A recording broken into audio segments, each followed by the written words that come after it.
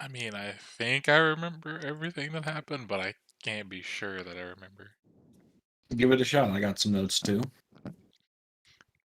Uh, if I remember correctly, we got all the goblins kind of assigned to like what we wanted them to, I guess, profession wise, and then like training up on that bullshit.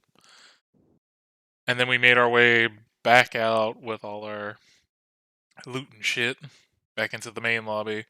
Went through another door.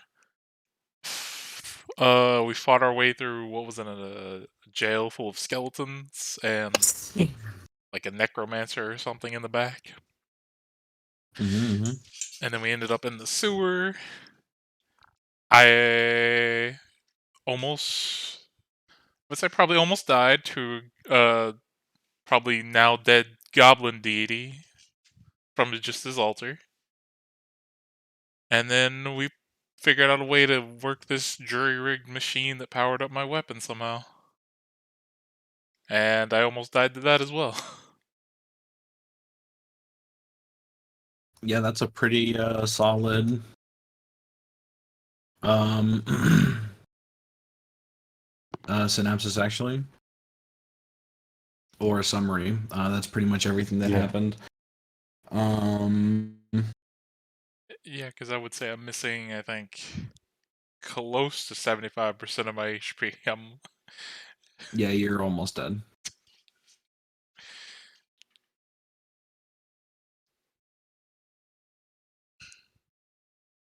Okay. Let me pull something up real quick.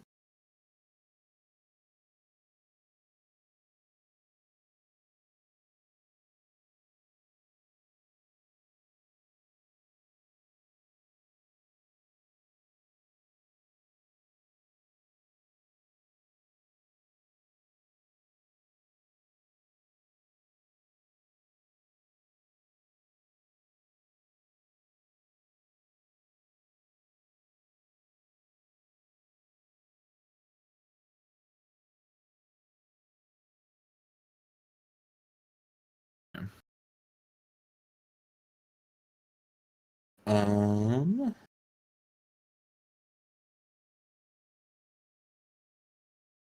all right, so that's pretty much everything. You guys are still in the that room um that has the strange machine in it. It is now died down its light as it's powered off. um, did we upgrade? Did we update your weapon already? I believe I, I did. Let me check. Uh, yes, I added the +2 to it instead of the +1. All right. Um,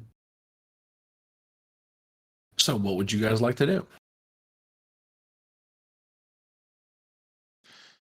Uh, how about either a short rest or a long rest? I would appreciate that. My Yeah, I'm my down. my lightning wounds are a little bit fresh for me. So, uh, yeah, a short rest will be easy. A long rest might be a little bit more difficult. You'll need to take shifts here because you haven't encountered any enemies yet, and it feels kind of strange being in a new area that you haven't seen anything necessarily like immediately hostile around you. So if you took a long rest, you would want to set up watches. I mean, I'm perfectly fine with just a short rest. Anything to just kind of take a smoke break in the corner. All right, then short rest it up. So I have. While you are short resting, I'd like both of you guys to make perception checks.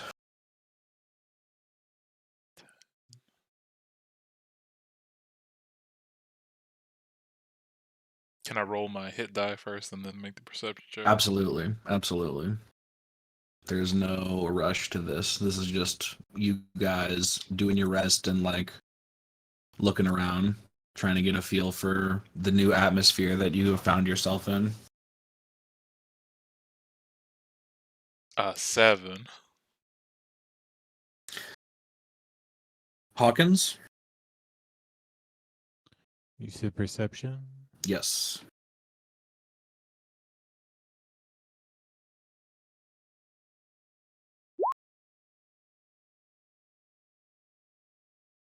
Yeah, you guys are like chilling, taking your short rest. You excuse me.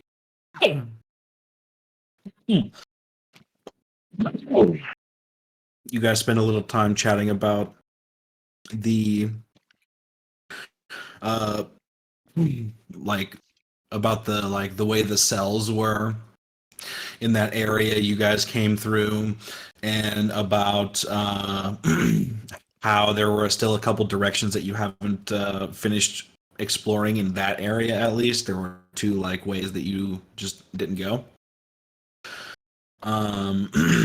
as well as going back over like um what you actually fought.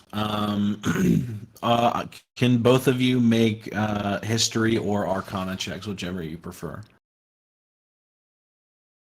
Sure, let's go with Arcana. 13. I'll do the history.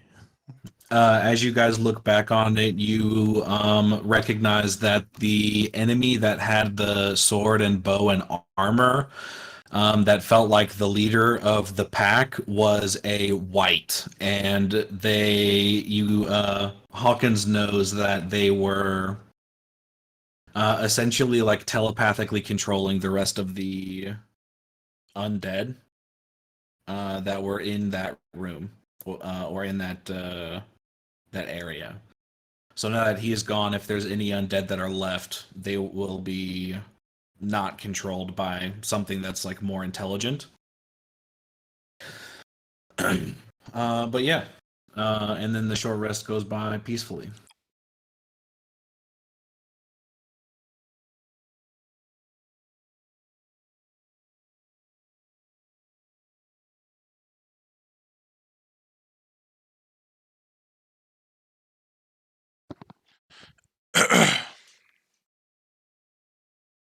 What did you say the thing was? What was the name of it again? The name of what? The thing It's that a was white. controlling? Okay, It was a white. Yes. Okay, I've never heard that, but sure. It is an intelligent undead. It's like up there with the mummy, but like way below lich. I I don't know how strong mummies are. I know in older editions they're really strong, but I don't know about 5th. They're still pretty strong. They'd be like level, uh, or mummies would probably be like level 10. Big bads, and whites are kind of like you could make them a big bad, or they could just be like a pretty nasty encounter for a party of threes. Yeah, it definitely was a pretty nasty encounter. Yeah, because they basically just like funneled their ranged at you and tried to use it intelligently, but you guys like used that funnel to like a really, really good extent.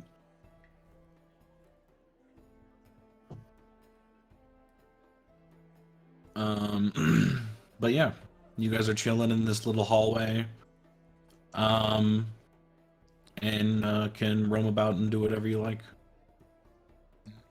Yeah, I'd use my weapon to get myself up and then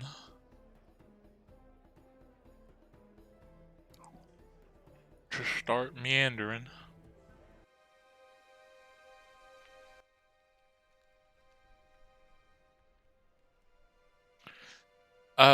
Before I leave this area, I would walk back over here to that altar I broke. Yeah. And after some time has gone by, does it look like anything has changed about it? Like, Color, anything? No, nothing has changed. It is still shattered in half like a great crack um, down the center, with no like discernible crumbs or flakes of rock or anything like that. It is perfectly split down the middle and is broken.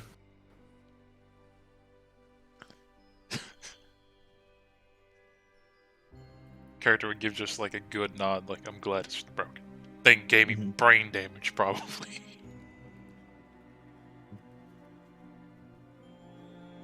Because it hit me with a big psychic attack, right? Yeah, Okay. you essentially were just like hit with a powerful force in your mind, uh, almost as if a spike was being driven into the back of your skull as you struck the altar. Well, since it was a goblin deity, I just picture in my mind he's just phantasmal forming with a fucking club and just ah, right through my fucking skull. Mm.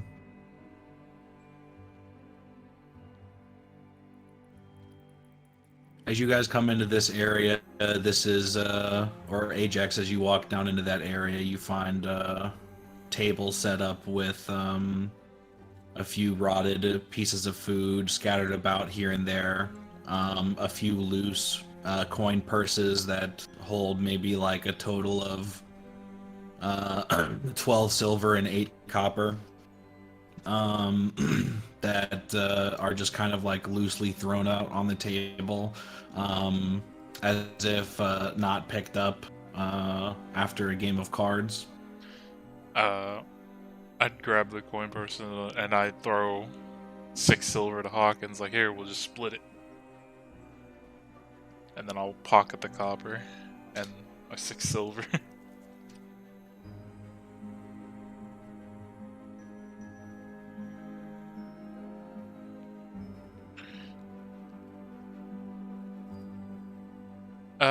Can I do a perception check while I'm pocketing my money to, like, look around for any, like, I guess, signs of struggle, distress, anything, like why people wouldn't have picked up their money?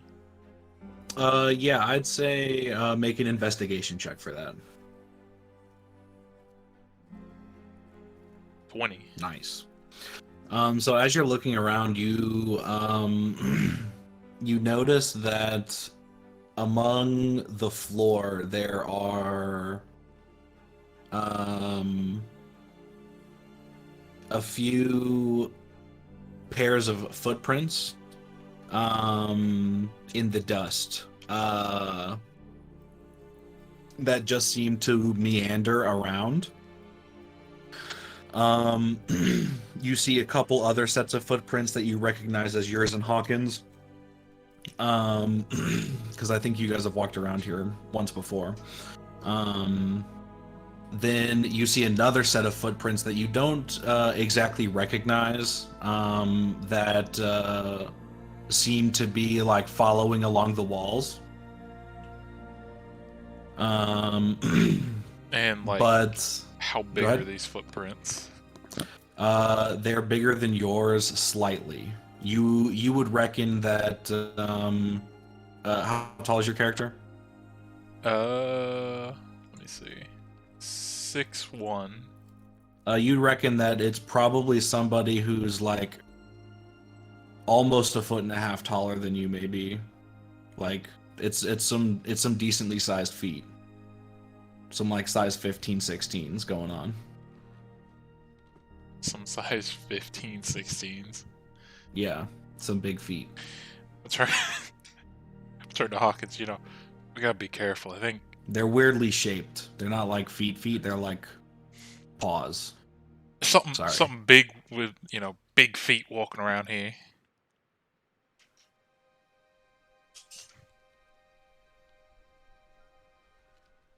And see. which direction do they lead from me? These footprints, like the big ones. The big ones, they seem to like move back and forth between like boxes, tables, like corners, like weird like places to break line of sight in the room, and it seems to be following yours and Hawkins' footprints from that 20. Uh, as soon as I like see it following our footprints, I'd be like, Hawkins, there's probably something following us. Everywhere our footprints have gone, these big footprints have been. Interesting.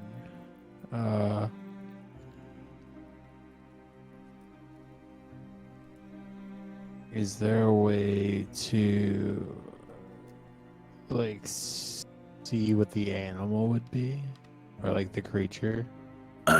Yeah, make nature checks.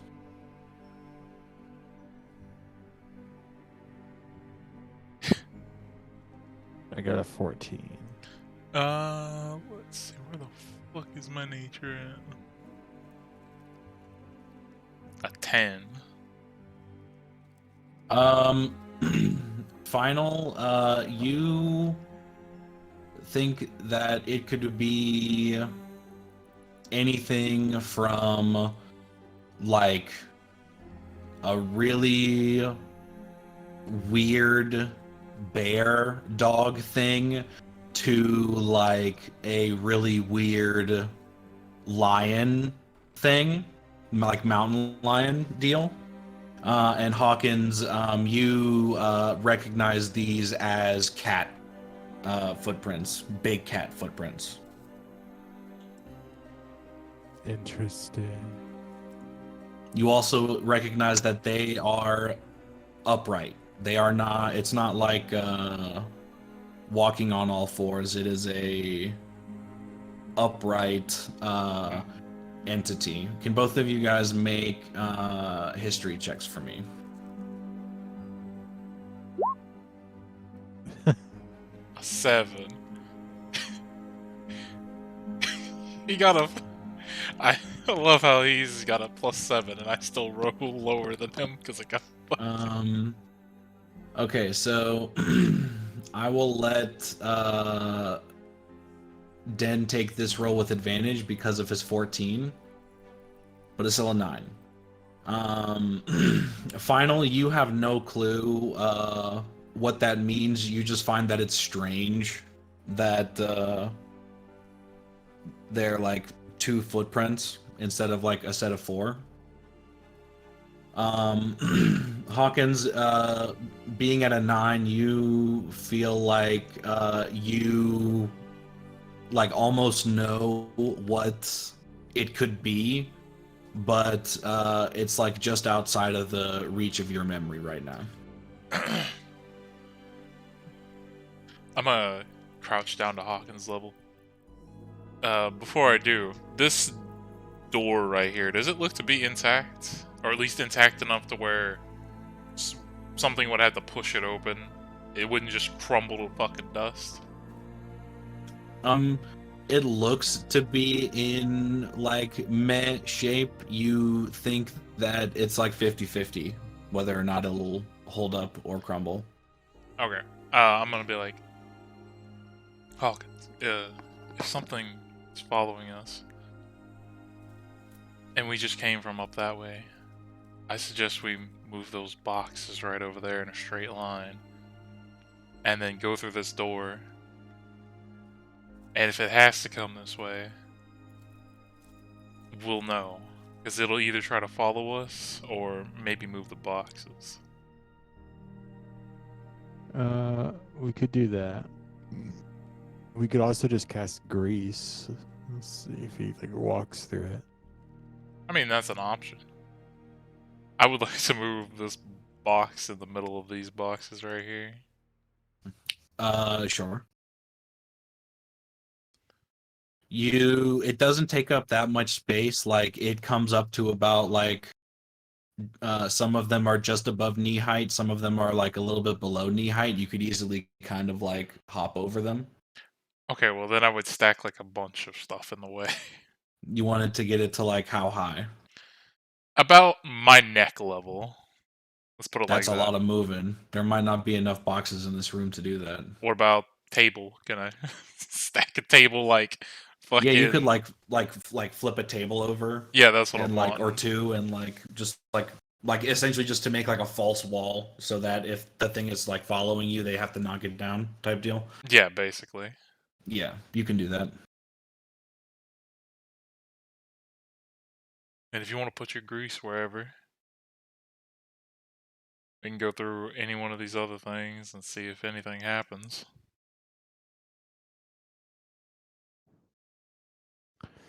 All right. So where do we want to go first?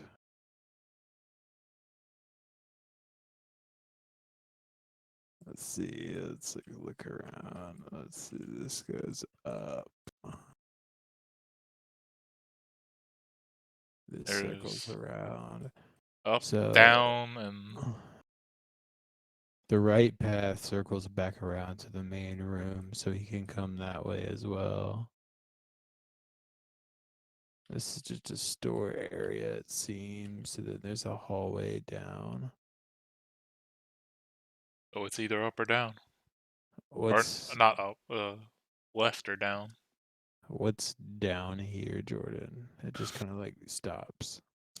So that goes into a room where it's a very small kind of walled off room that there are two kind of grates cut into the wall on the left side.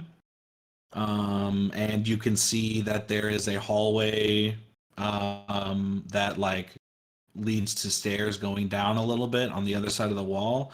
And through another one of the cracks, you can see that there is a break and like a kind of little like squeeze cavern on the other end of that hallway. Like, can you get through that door right there? Yep, should be able to. Okay, well this wall that has the weird like two little slits on it should be open. You should be able to see that, but I guess I fucked that shit up a while ago because I put this map in a while ago. Nah, I can't see through it, but oh, and this way is a fucking little slide through cave thing. Okay. Yep. You Uh, reckon that it comes out I wherever see. Yeah, it the seems to just come back out where we were.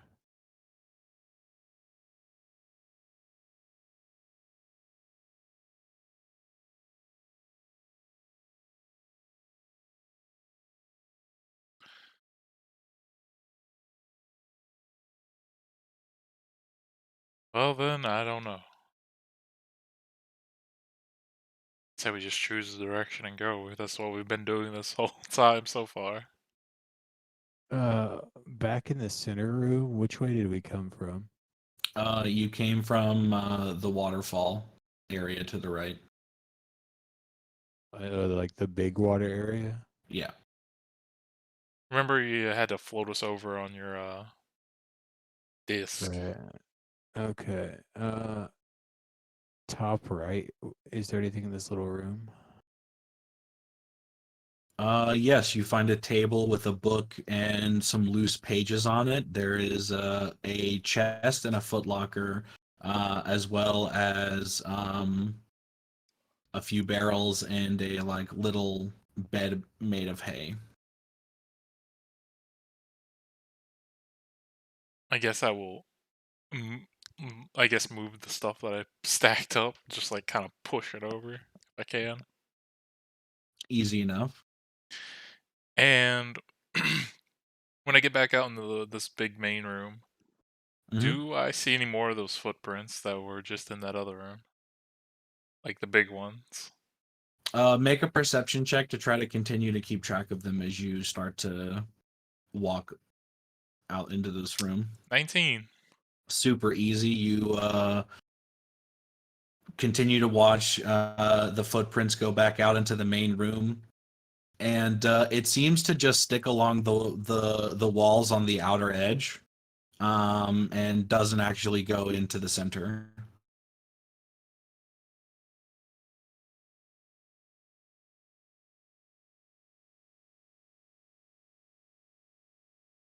Does it go up or does it break off to like the right? Um, if you go back to the entrance where you guys came in here, and you look for yours and Hawkins' starting footprints, whenever you find those, you would see that the other set of footprints actually start off from like a little bit of like a water trail that follows you guys, but sticks to the outside of the ring. So there are no like extra set of footprints to suggest that it has been here before you guys. It followed you here, it seems, from somewhere else in this area or otherwise. So it's some kind of water monster. Okay, I don't like that. Well, not necessarily. It's just like the whatever it was, like you see like a couple like wet footprints coming from that area before like it's just the dusty footprints. Okay, I would also let Hawkins know that apparently it followed us through the water, so apparently, it's not too bothered by the disgusting shit water that's down here. Right. Maybe we should find another path out. So far, we can only come back the way we came.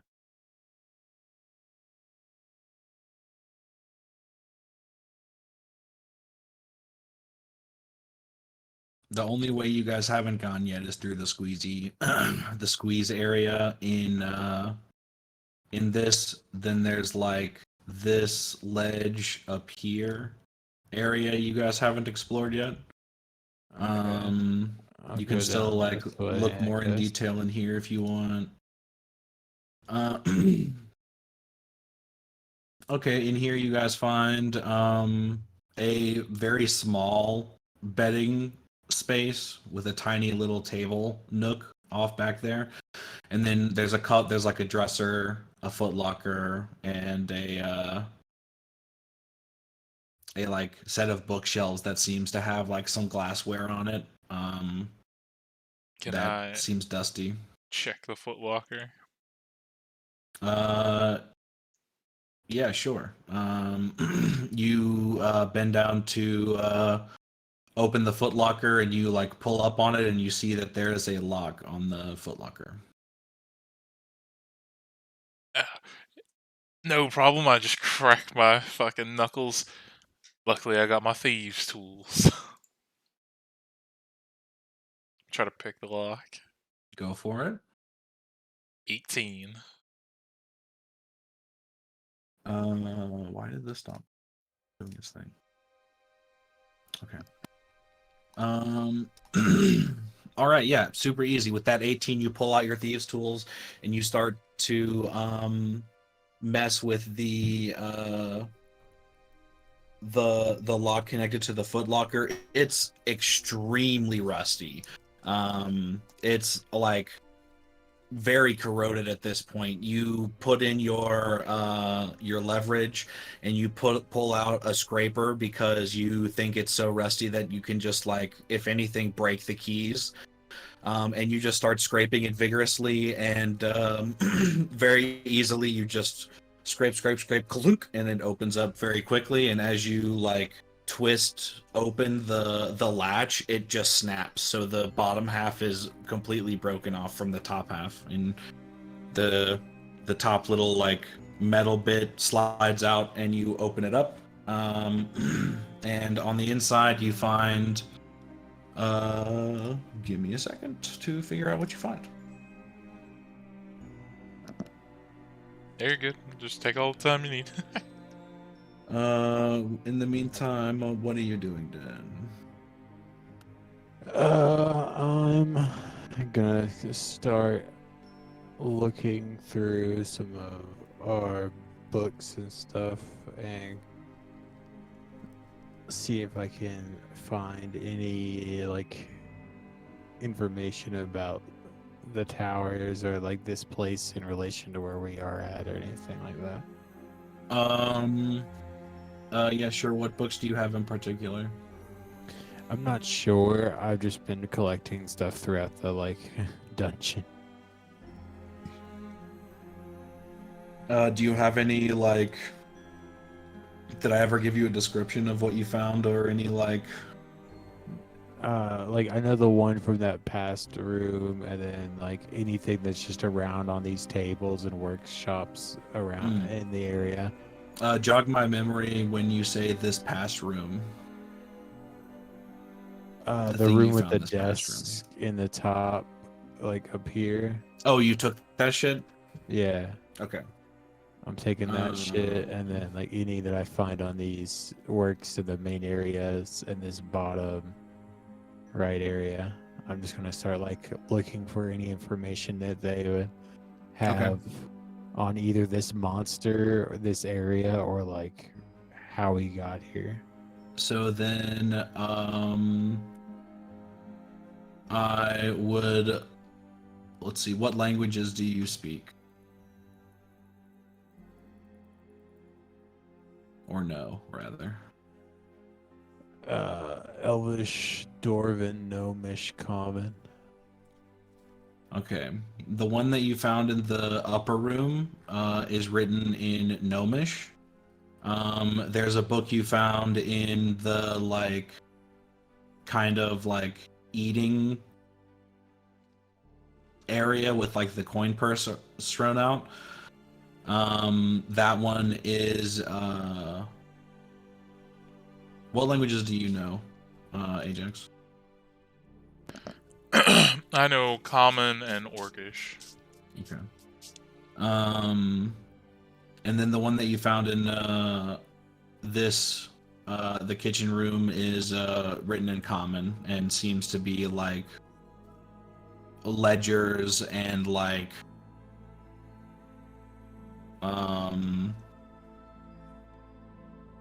ledgers and recipes.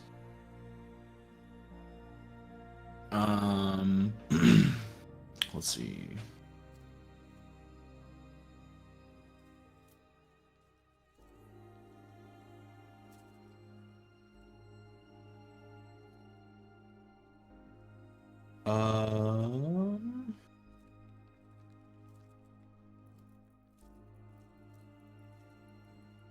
Inside the locker, Ajax, you find a large metal gauntlet that the underneath side of the footlocker, like the wood is like broken and it has like fallen all the way to the floor. And it is a like it's a large gauntlet that is covered in spikes. And then you also find a a book that has a bunch of strange markings in it with a note in Common. What does the note say? The note says, it claims that the book, what with all the scribbles and such, was taken from the dead leader of a cult.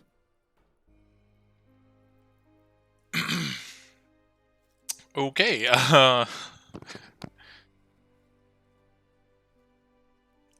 would put the gauntlets in my bag and As you go to try to pick up the gauntlet, you start to try to pick it up, and it is fucking heavy, dude. You need to make a strength check. oh good, my least fucking useful stat I have. A 10. You heave, and you forgot to lift with your legs this time. You might be sore in the morning. You pick up the gauntlet, and it weighs like 25 pounds. It's stupid heavy. You think it would be impossible to even wield if you were stupid strong. Weird. While I have them in my hands, can I, like, I guess, are they in, like, a default position of a fist or something, or are they just, like, you know... It's an open hand gauntlet glove, like, it's like you could slide your hand in it like a glove, yeah. And it's in an open, like, relaxed position. As you pick it up, it kind of like wobbles around like it's loose. It acts just like a glove. Okay. And you said the only distinguishing thing on these are like spikes?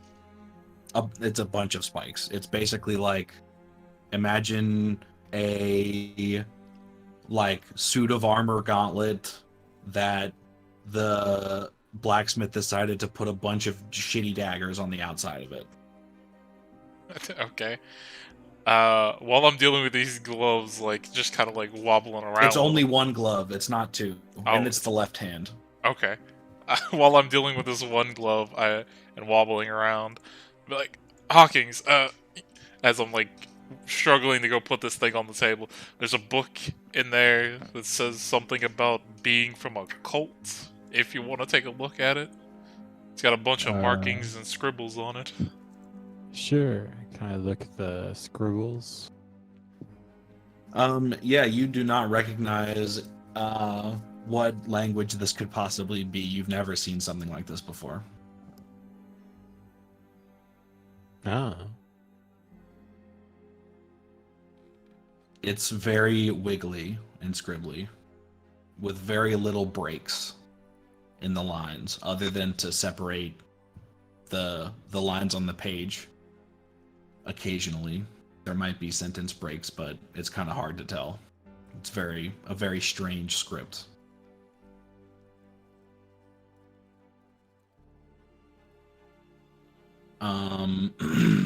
Also with the book you found in the upper room that was written in Gnomish, you were starting to read it, and it talks about it's a journal essentially of a gnome who seemed to call this place his living space once upon a time. It mentions that this is kind of like a headquarters of some kind, and that different people come in and out. Some people are named and spoken of negatively as if they either are incompetent or don't recognize the writer's talents. It's also full of different scheme ideas to kind of like get money out of passerbys and escape. Some of them are very dramatic, some of them are rather straightforward, and some of them are sneaky. In terms of how he gets in and out, you haven't really found anything yet because you haven't been able to like really go through every single page so far. So you don't know if it's even in there.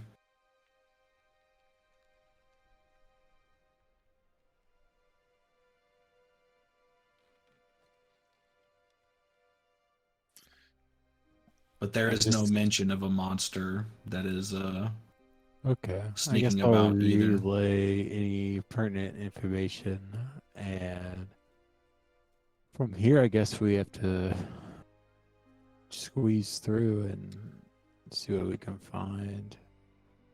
Well, before leaving this room, I would like to put the gauntlet on this table and then, I guess, try to slide my left hand slowly into it. Yeah, make a dexterity check to see how lightly you can put this gauntlet on this very old looking wood. Like a glove. Yeah, you manage to gingerly place it on the wood, but you feel as though it's not going to last very long. Okay. I'll just, as soon as I like hear it creaking and then like stabilize, I'll just slowly start to slide my hand in. Yeah, your hand slides in with ease. It's a little bit bigger than your hand, and you you think it would be pretty hard to lift this up with one hand. It's pretty fucking heavy.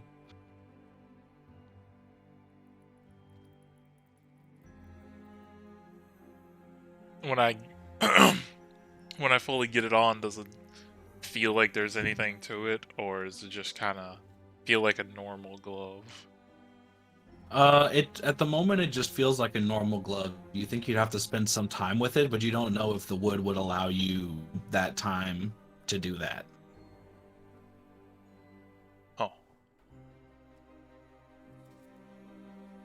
So like in the thought of like attempting to attune, um, it takes like what 5-10 minutes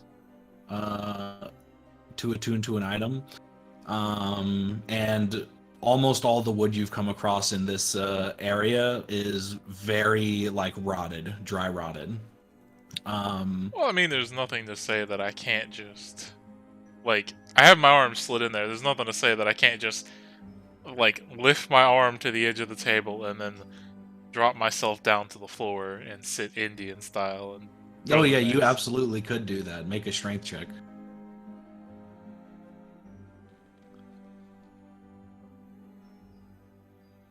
Another 10. I'm breaking even. You just barely manage to hold it with both hands at the same time as you sit down. Are you putting it on your legs or on the ground next to you? I mean, if it's covered in spikes, I'm not gonna put it on my legs. Well, I mean, like, if it's like like hand open and you're like resting it on your legs, I'm not gonna say that it stabs you, but Yeah, sure. If it's not gonna stab me, I'll just rest it on my legs. all right. Roll a Constitution saving throw to try to bear the absolute worst dead leg you've ever experienced in your life. 15. Flat. After about 2.5 minutes of the pins and needles, you find your center, you find your happy place, you push your consciousness beyond this awful sensation. After about 10 minutes pass of you trying to connect with this glove, nothing happens particularly of interest. It doesn't change size. You don't really learn anything about it. It doesn't seem to have that kind of quality to it.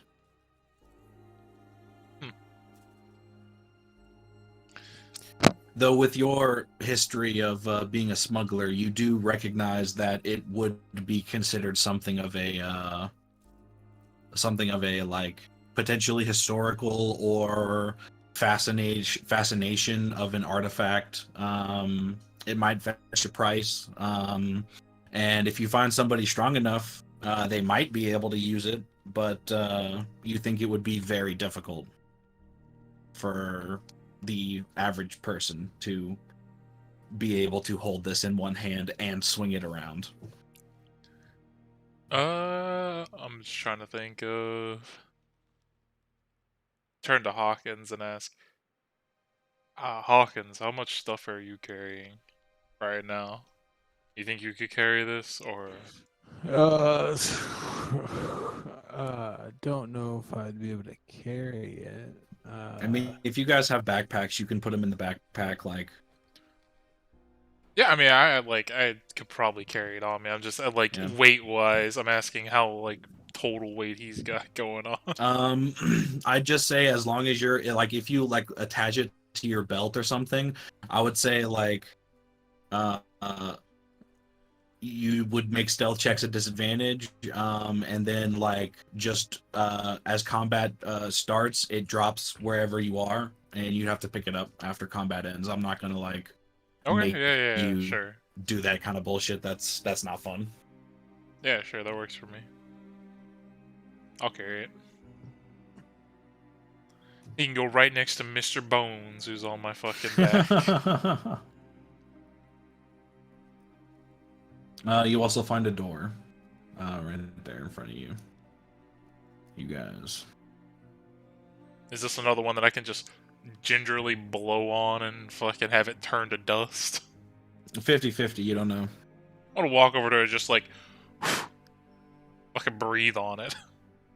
It kind of like starts to move a little bit, but it stays still. It doesn't seem to be locked. I'm gonna give it a good flick to see if it just crumbles. You give it a flick and it actually moves back a little bit. It's surprisingly withheld holding for now. Oh, this must be one of the most stable doors in this place. Want to push it open. As you push it, you realize that the hinges are actually on your side, and the hinges snap immediately, and you push it into a stairwell, and the door shatters on each step and just kind of like splinters up into pieces as it makes this kind of weird avant-garde art piece, taking up like the bottom like 3 or 4 steps. You know, I stand corrected. It's just the universe fucking with me.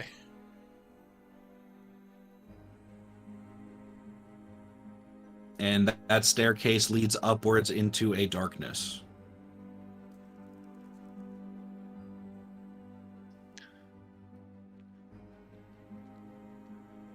Well, Hawkins, what do you want to do? You want to go up in the darkness, or do we want to try to shimmy our way back? Could I cast the light on a pebble and throw it in the darkness? Sure.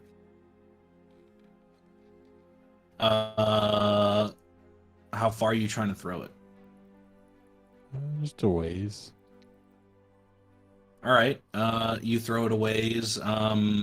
It travels up the staircase, and after like 20 feet, it kind of like finds a perch on some stairs, tumbles back down like 3 or 4, and stops. And then you can kind of see that like maybe like 10 to 15 stairs above where it landed, it levels off and becomes a hallway. I mean, if you want to do something like that, I got a better idea. As a Okay. I'm gonna what is it? I'm gonna like put my hexblade weapon into like the pocket dimension that I have that's available for it. Yep. Because of hexblade, and Yep. then I'm gonna materialize the like energy form of a weapon of a longbow, and I'm gonna Okay. pull out an arrow that I have in my bag and be like, you can just cast light on this and I can fucking fire it up there. Yeah, I'll do that. All right. And then Go yeah, ahead. I'll just like, I guess, yeah, just shoot it up there where I like saw the hall, like where the hallway begun was. So we can have it light Yeah, up and the there. pebble's still there, so you see, you have a target to aim at, and you shoot, and it kind of like banks off the wall, hits the roof, and you hear it clank a little bit as if it continues down the hallway a little bit, and light kind of gets pretty dim. Well, at least we got something up there now. And then I'm gonna make the bow disappear and reach back out into nothing and just pull my weapon back out. All right, give me just 1 second. I dropped a thing that fell on the other side of my desk.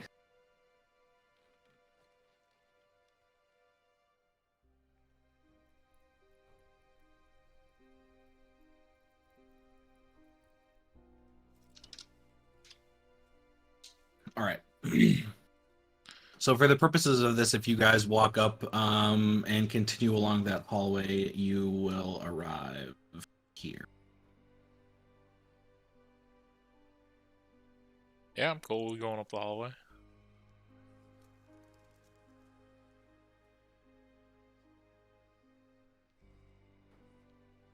You're not Okay. supposed to be able to go up there. I'm sorry. Yeah, I'll go up with him.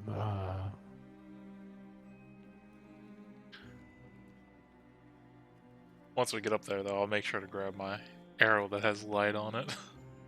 Yeah, I'll cast guidance on him before we get up there as well. Sure.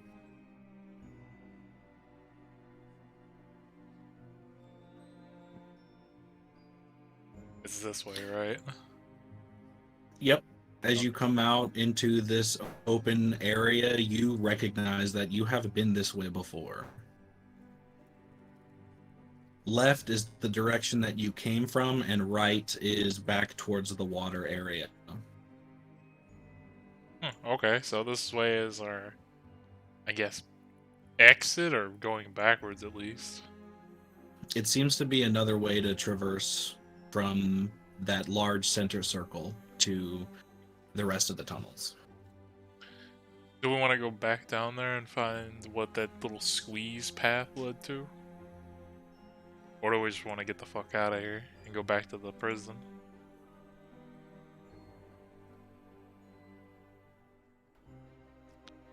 I think we check out the squeeze path before we go back. Might as well. All right. I will take you guys over there then. Jettison us back. Yep.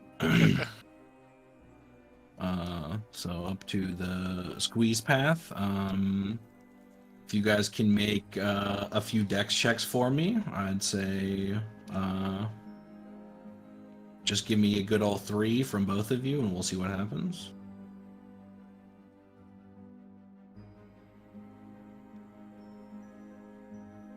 Easy enough. Ajax squeezes on through pretty easily. And Hawkins, with your small stature, you also get through with little effort.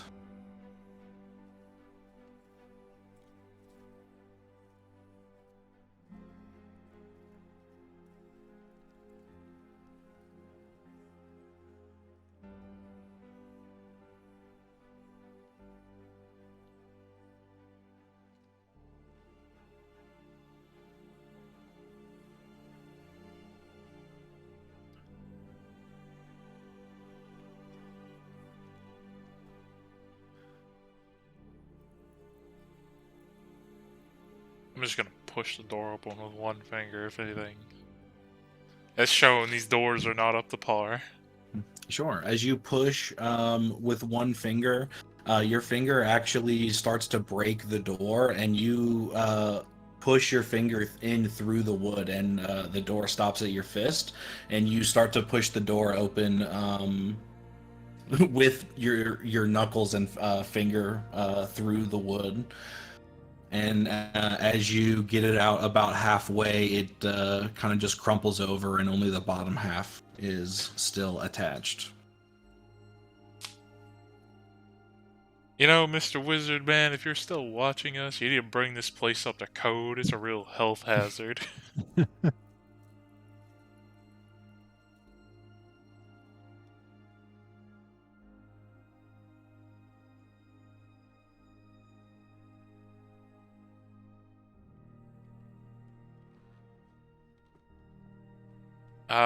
Do I recognize these walkways at all? Because I don't even know if I've been here. I don't think you do. I don't think you walked this direction. As we're walking along, can I make a perception check to Sure. scan you the have water? Guidance still, I believe. Say what? I think guidance is still on. Probably. Yeah. I want to scan the water since I know that those footprints that were following us came from the water. Go for it. Natural 20. Nice. You scan the water, and you don't really see anything of interest as to like showing any movement or extra some things in the water. It's flowing at actually a kind of decent pace right now, and it's almost kind of like lapping up against the side as the water kind of comes into this corner here, and it's throwing up mist that smells awful, and you don't like it when it gets onto your clothes.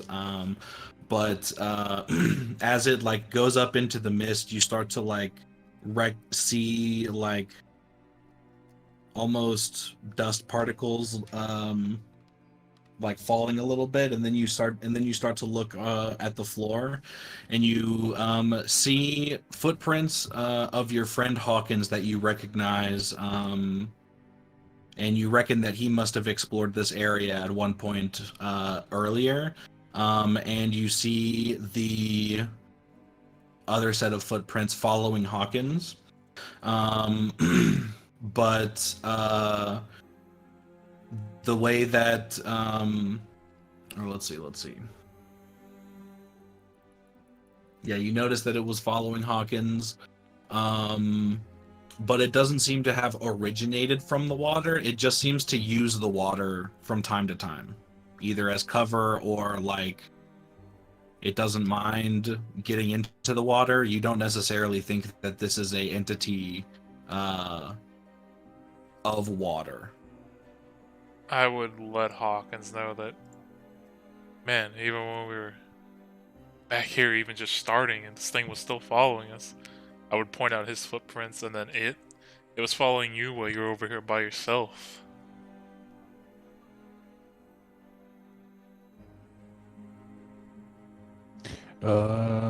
Strange. Why does it keep hiding from us? As you are talking with Hawkins about it, you hear kind of his automaton body making its little like whizzes and gear clicking sounds. And you hear a sound that you don't recognize Hawkins ever making before. And you kind of like listen more closely, and it starts to go away a little bit, but you recognize it as it's fading, that it's actually not emanating from Hawkins, and that it's like a very light kind of jingling almost. Not of bells, but of metal of some kind. And you said it's not very emanating from light. Hawkins. No, but you can hear it. It's very faint.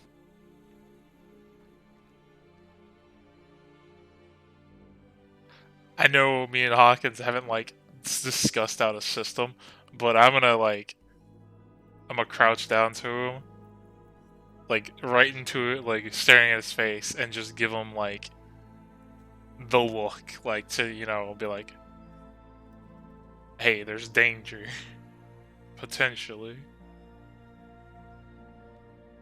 And could I tell if it's not emanating from Hawkins? Could I tell which direction it was coming from, like behind, or like Make another perception check for that. either way? And I'll give you advantage because you got a nat 20 on the last one. 19. The jingling is extremely faint, and it echoes off the walls and even off the water. It's so difficult to tell what direction it is based off the way that it's bouncing around, but you feel like it's almost stronger coming from the direction Hawkins is standing, as if it's like far away down that tunnel or back the way you came.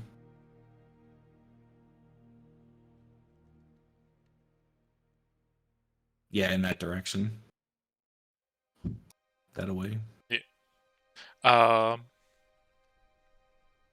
And I would like point behind Hawkins.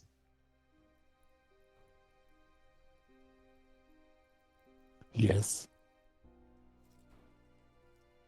I believe whatever's tracking us is behind us in that tunnel.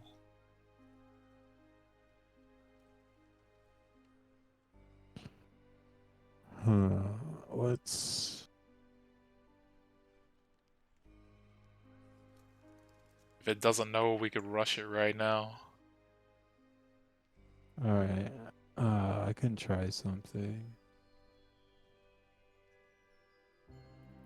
On the... I guess whenever I give this signal, try to catch it. I'd be like, yeah, great plan. 3, 2, 1, go. And I'm just gonna start like, I'm gonna bolt Before past. he goes anywhere, I want to cast Rim's Binding Ice. Down the So hall. you're just shooting it down the hall?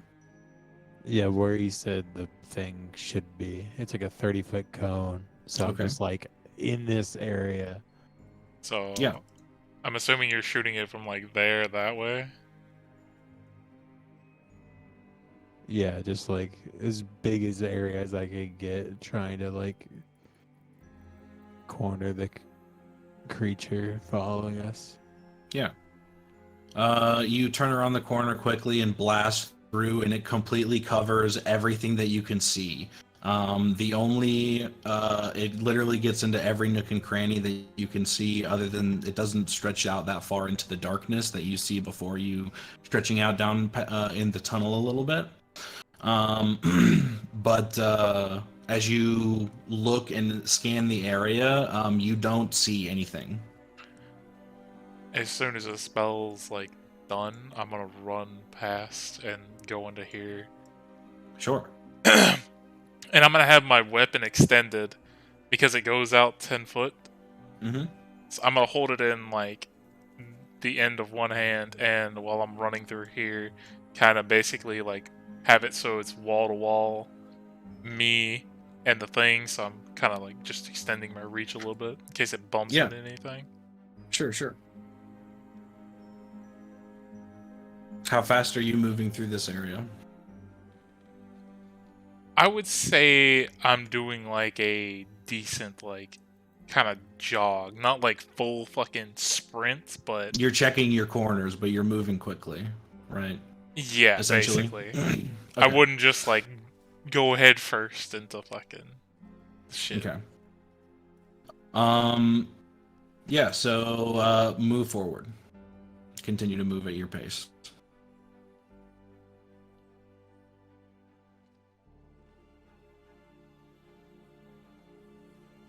As I like get back to here. Make a perception check and start making your dex checks.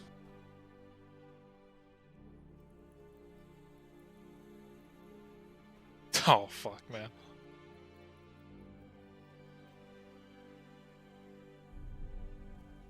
Alright, that's the wrong one. I'm gonna block the door and watch so nothing can sneak by him.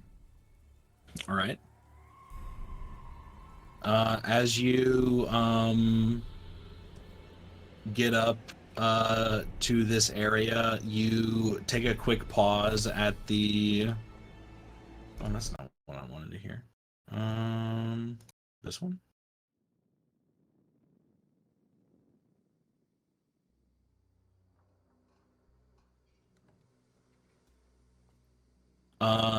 But as you get up to this, the squeeze, you lose all tracking of the jingling sound that you had heard, and you squeeze yourself into the other side. As I get right here and I look down, do I see any footprints? Especially because there's like dirt Yes, and you stuff. do from the dirt. Yeah, Does it look like and the it is big the ones? same paw prints. Yes. And they're heading back down, right? Mm-hmm. Yeah, then as soon as I see that, I would squeeze myself back through because I'll be like, I missed the bastard. All right. He's got to And be for the sake somewhere. of this, you can get back pretty easily. You don't have to roll for this. How high is the ceiling? Right here, it's about like 6.5 feet. It's pretty close. Okay. And then as you go down these stairs, it opens up to like 10 foot, 12 feet. Yeah, as I get here, I would like to make a intimidation check. Sure.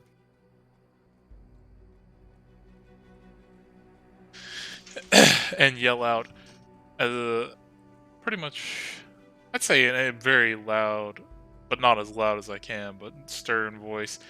Come out, you jingling bell bastard, I heard you.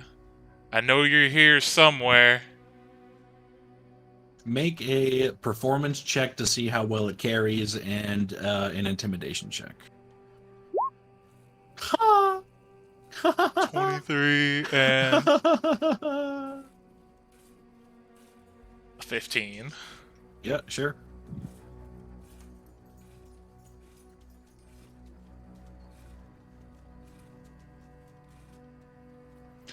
Does anything happen? Not that you can tell being back in this area. It echoes quite tremendously, and you think it carried very well. as I continue to walk, I'm gonna be like, we don't want to hurt you if you don't want to hurt us. We're not those kind of people. But if you do, I have no problem slaughtering you where you stand.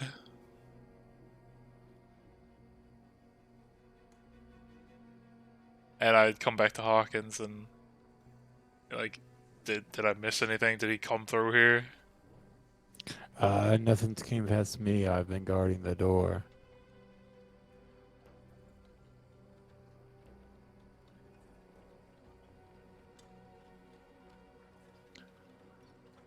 Well, either I missed him or he went back before I could go back that way. Or he's still in this room.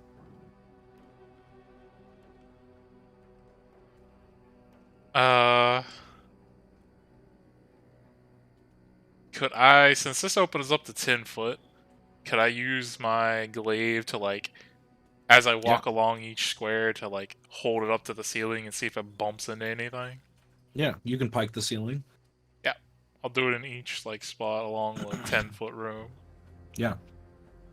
You poke each portion of the ceiling and wedge your spear into the corners, and you don't feel anything.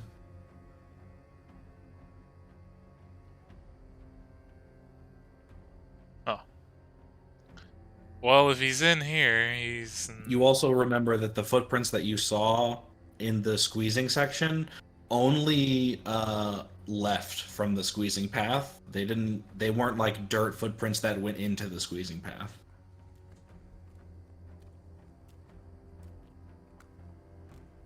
So like its feet got dirty and then it went that way. It couldn't have like come back the other way, having gone in before. Well, I don't think it's here. Especially because I just fucking poked everywhere, and I've searched every inch of this in between here and the squeezing part, so... Let's just make our way down here, but be cautious about this shit.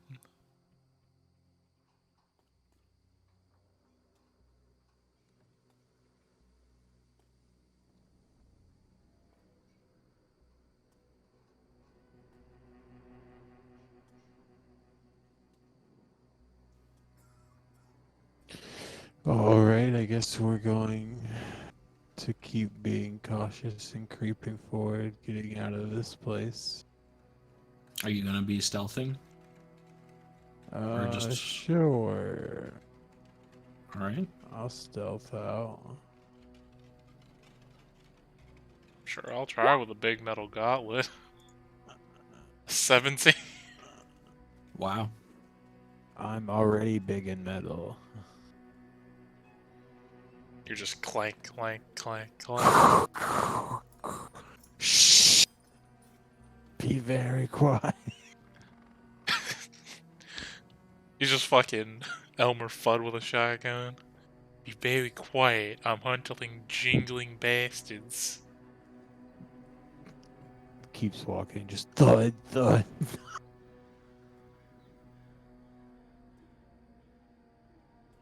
I don't even remember which way is out of here. I think it's down this way. You remember coming from down?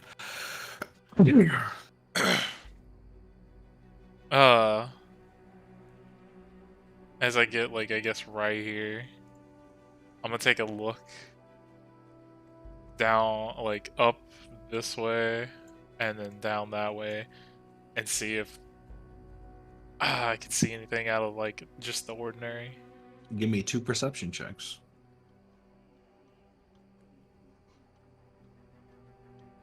19 and a 12. For the upper area, you notice in the dust your and Hawkins' footprints, as well as the paw prints following behind. But below, you don't notice anything. You think there might be a breeze from somewhere or something. You can't seem to see any dust for some reason. Question. Yeah. Are the paw prints from the rabbit? They're from a cat. Okay, let's just make sure we weren't following the rabbit around. No.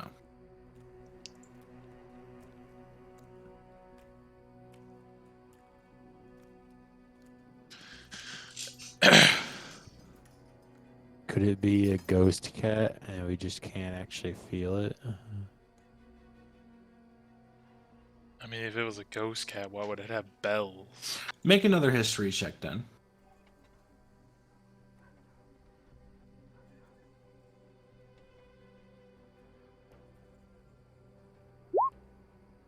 $17.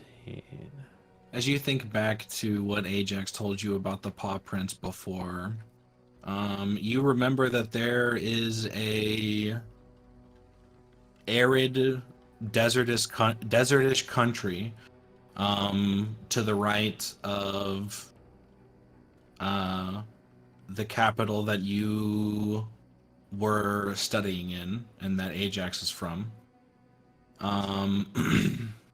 And that country is comprised of an entire like homogenous tribal race that operates as like one pride of lions, and they're like lion people.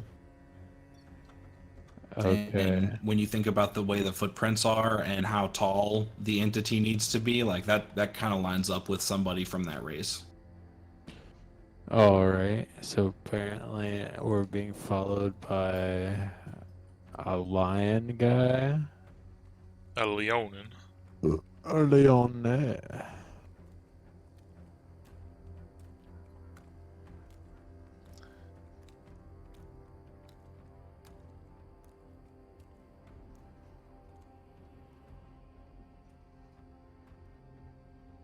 You know, I'm gonna give it one more fucking try at it. I'm gonna go for another fucking intimidation. Sure. And this time I'm gonna make sure I shout as loud as I possibly can All right. to let the bastard, or hopefully the bastard will hear it this time. Assume he heard it last time. But I'm gonna say, you got one more shot to come out, and if we find you again next time, unless you give us a good reason why, we're gonna treat you as hostile if we bump into you. Especially because you're not showing your face. Damn. That's tough. Make an intimidation check. 24. Damn. Make a performance check for the echo carrying. Oof. I'm gonna fucking chronal shift it. Fuck it. Go. Word. Roll again. It's not much Slightly better. Slightly better. You feel as though the echo carried a little bit better than you anticipated, because the last time you heard the echo from inside that room, and now you're actually out into the open tunnel, so you think it would carry pretty far anyway, but you don't really know how far it'll go. But you feel really convinced in your delivery. You think if whoever's following you heard it, they would feel pretty conflicted about it. Give me a second. Final, how late do you want to stay up? I'm curious. Oh, I'm fine with staying up. I'm fucking off the next 2 days, man. Okay, word. So this is a little tough because I don't know if I even want to say this at this point. You do what you gotta do, man. Well, I mean, Den probably knows at this point. If he hasn't put it together, it's just because he's like not thinking too hard about it, which is fair because it's pretty offhanded. But for the purposes of this, the person following you around is someone who's going to be joining the campaign. Ah, okay. Yeah, So- I kind of thought that I was like, well, would we be chasing her? Yeah. I mean, as long as So- he, I gave him the ultimatum as long as he has a good reason why he couldn't show his fucking jingling bell ass. I mean, he has a reason, but Yeah, like, that it's is. up for you guys to feel as though whether or not that's a good reason or not. And also, I feel like I'm gonna have to decide whether or not he heard that, because of the way he had to run away from you guys and where you are. Yeah, that's fucking perfectly fine. As long as he can I give think it'll my be pretty fucking. funny though when you guys see him, when you actually find him and it's just hostile on site. I'm gonna hear the bells and then I'm just gonna be like, kill. Nah. But my character's pretty understanding as long as, they're not hostile. But if they are, then he'll murder them. Not a second thought. Yep. But yeah. So walking down this way, you recognize the little as you're walking down that little doorway to your right. That's the way that you first came into this area. For like taking the step up to go that way, I turn to Hawkins and be like, I'm really disappointed in the sewer. Or no gators. No sewer gators at all. I expected at least one.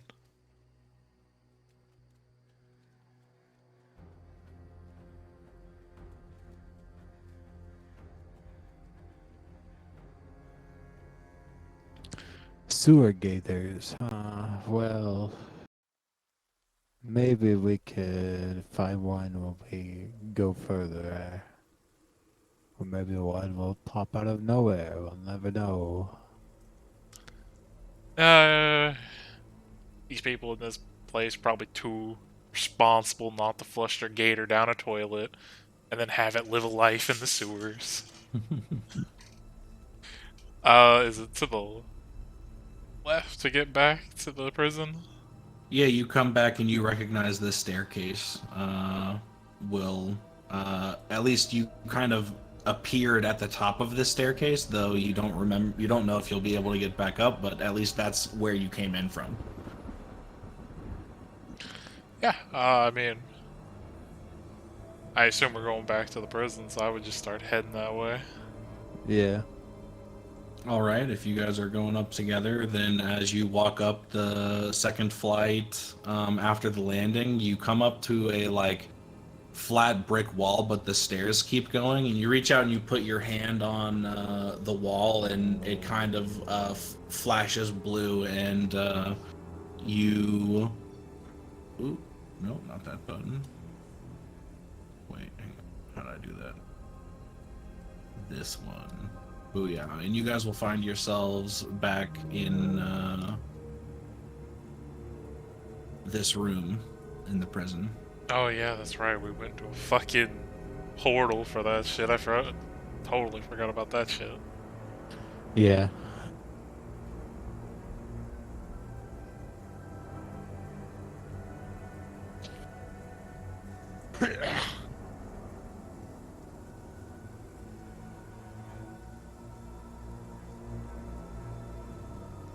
Does this look like the same place we went in, or was it a different place? This is you recognize this is the prison you guys came in from.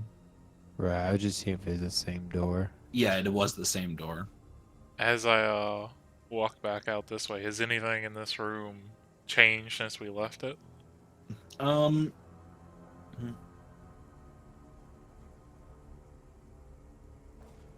make a history check.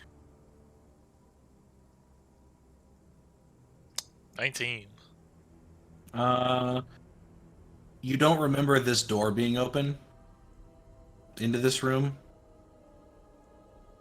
And also across the hallway, that door is also open, and the zombies and skeletons that you left on that side of the door are gone. Huh. Interesting. Well, we might want to be on the lookout for some undead. They might still be roaming around here.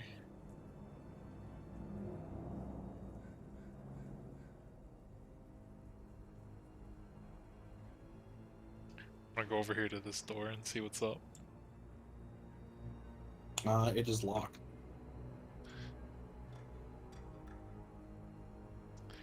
Does it have a little keyhole that I can pick out with my thieves' tools?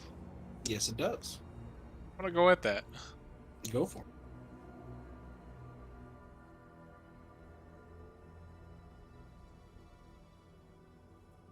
Nine.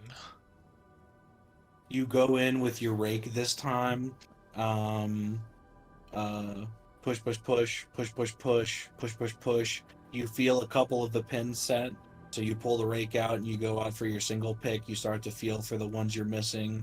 Plop one up, plop another one up. You go for the last one. You start to go for it, and your left hand kind of slips, and all the pins reset. Give it another go. 18. Rake, rake, rake, rake, rake, rake. You feel a bunch more of them get set than last time. You come out with the individual pin, with the individual pick. You go for one in the middle, then you get into the back. Pick, pick, pick. It's giving you a bit of trouble for some reason. It might be a little bit rusted. Pick, pick, pick, pick. Woof! There it goes, and you unlock the door. You know, I tell you, I don't know who makes these fucking locks, like what company, but all of them make them different for whatever fucking reason. And it sucks. Makes thieves' lives just a little bit harder. Yep. The secret war of thieves and locksmiths.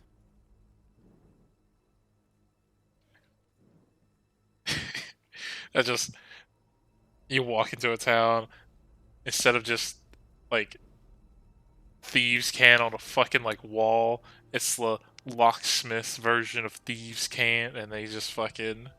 It's just a locksmith with a giant sign that says, "Try to pick my lock, I'll give you 100 platinum." And like the entire street is just full of like absurdly like over-engineered locks. And like it's entirely in politics because the mafia like unionized the politics, so like half the representation are the locksmiths and the other half are like the mafia backed uh other peeps, so it's like legitimately a war of locksmiths and thieves. Oh It'd be man, that'd be pretty good. fucking great. But as you open this door, you see that there is another weird runic like circle drawn on the floor. It is different from the one in the first room that you teleported through one in. Like in English. I'd be like, oh well, fuck, not another one of these. Hawkins, do we want to go through another portal? Another portal, hey.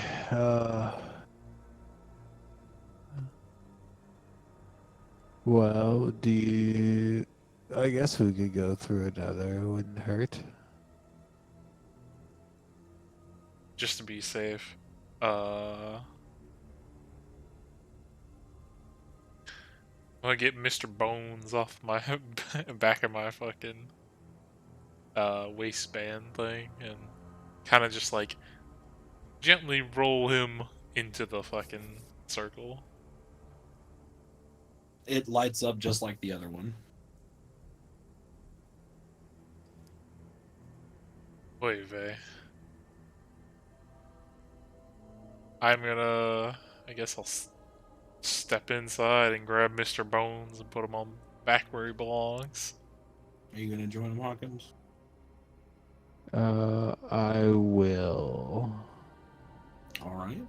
You guys step through, and you both appear in what seems to be a kind of like flooded area immediately around you that seems to be like smelling very horribly of shit that you recognize very well as you start to look around and get your bearings again. you actually see out into the cistern from which you came moments ago.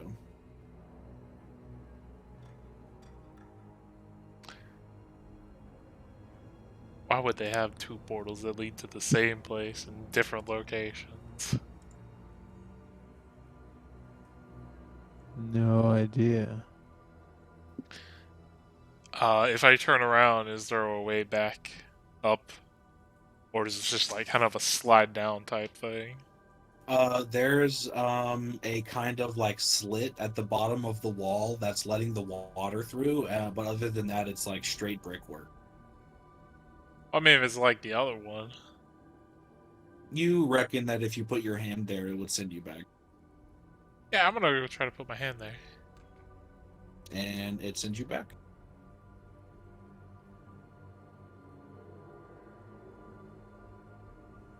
Should have just been like, I'm back, you jingling bell bastard.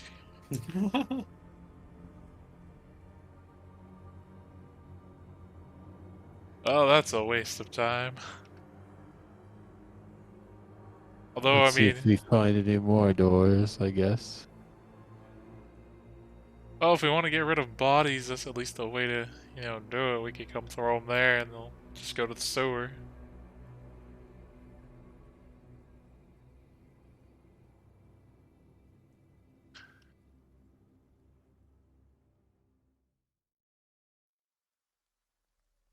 And you said these are just, like prison cells, right? On either side and, like, right here below? Yes, that one on the left side still has a skeleton that is crawling on the floor, trying to snatch at your ankles occasionally, but is Uh, trapped.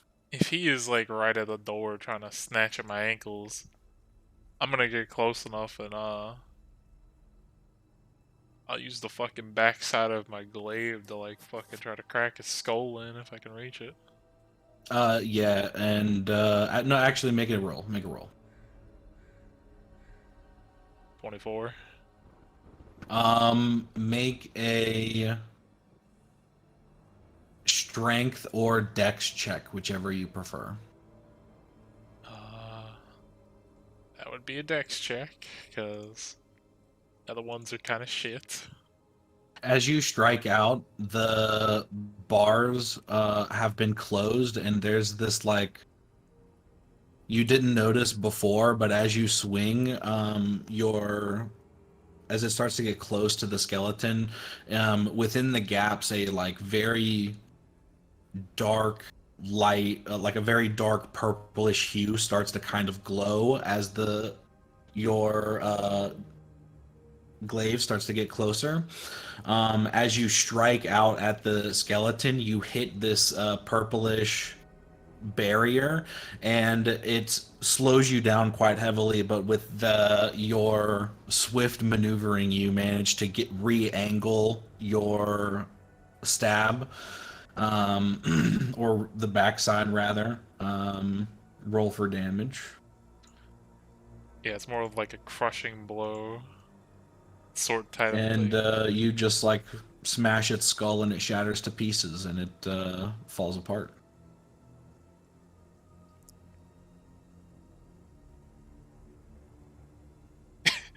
Kill that and just hear the Call of Duty.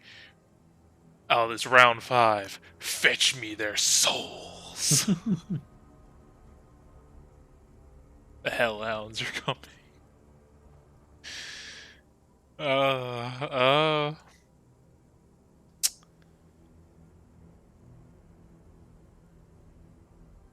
So I'm trying to think of what other directions we didn't fucking search. Because it wouldn't have just been these 2 doors down here. Because I remember straight down is just like where we came in. Yes. Left or right? Left or right? Let's go left.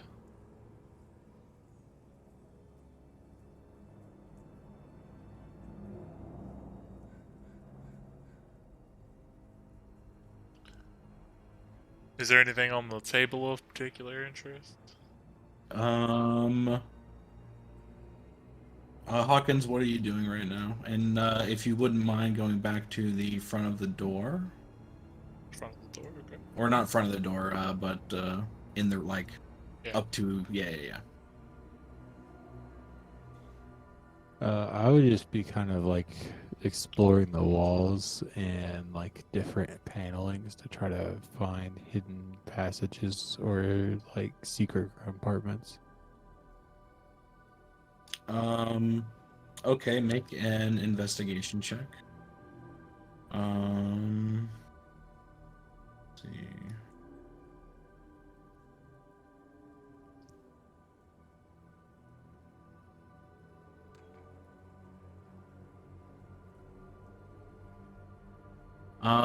As you are going across, looking at the walls and such in detail, you don't really find anything secret, or off that you can think of. Back in the other room before you came into the hallway, you got a good look at those knight statues, and you reckon that they're exactly the same as the ones that you've encountered already. One second.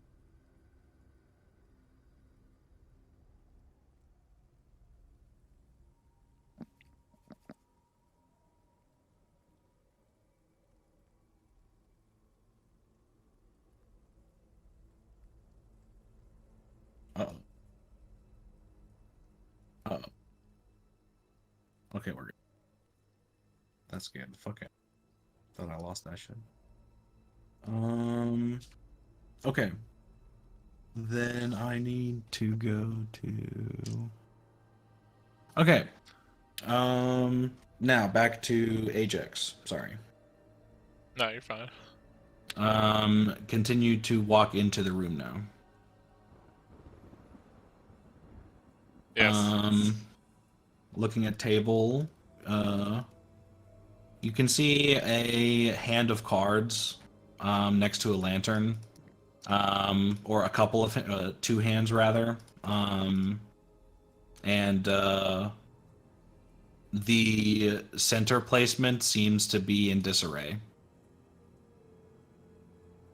Looking at the amount of cards, is there like a full deck's worth of cards? There's two full decks worth of cards here. Fuck yeah, I'm gonna take both those bitches. All right, mark it down.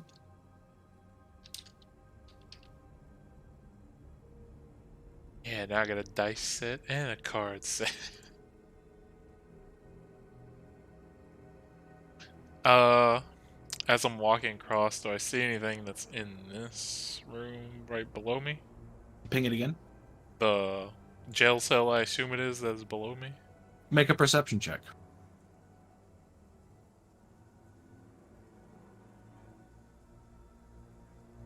14. As you're looking around, this one seems to be completely empty. The one to the right of it seems to have a couple of beds, with some kind of like trash on the floor, but there seems to be two bodies on two other beds on the back wall.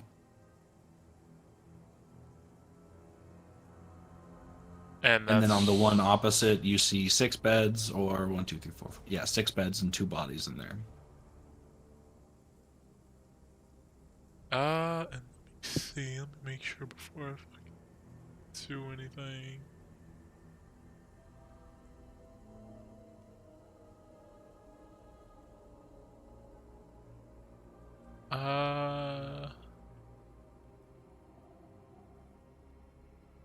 Somebody remind me, because I don't fucking remember. Do half orcs have fucking dark vision?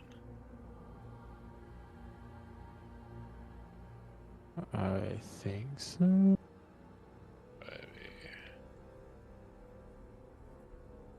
Yeah.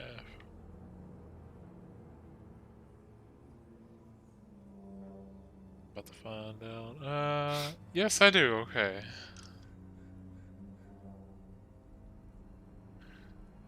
I guess I'll start with the one below and like open up the cell since there's only Sure. 2 bodies in here.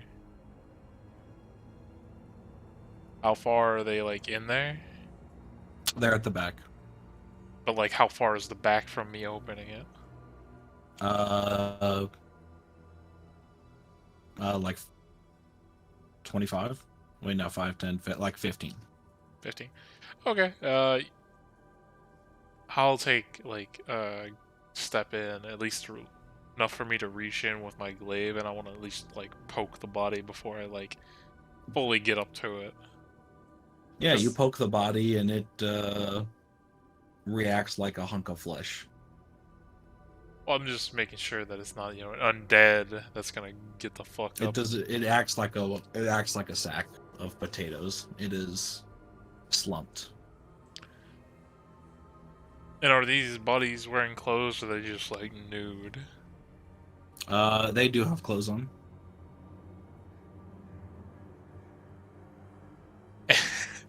And my other question is how fresh do these bodies look? Or they look like they've been there a fucking while? um, they look like they have been here a bit, but it's very strange. They are missing their skin. Ugh, okay. And you're in here now, looking at them. Yeah. All right.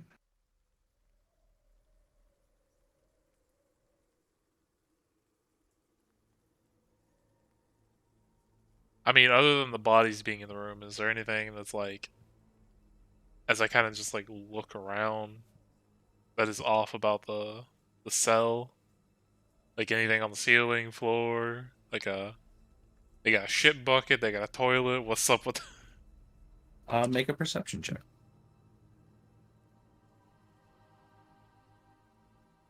13?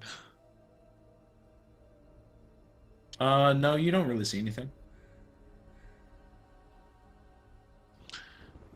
I, you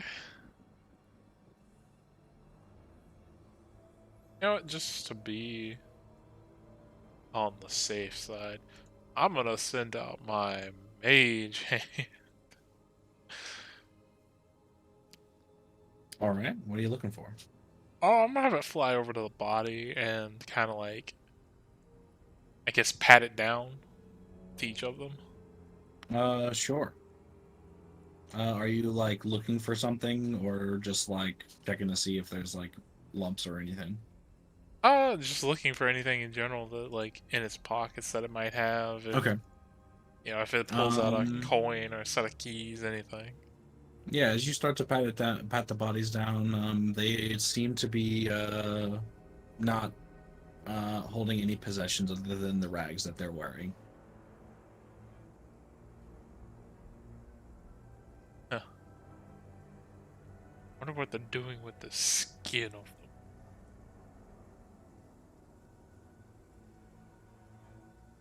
You remember fighting in here before that at one point there were creatures that you fought made of skin. Oh, those are made of like human skin. Humanoid skin might have been, you know, skin of a fur creature or something like that, but usually it was like a humanoid shape almost. Oh, okay.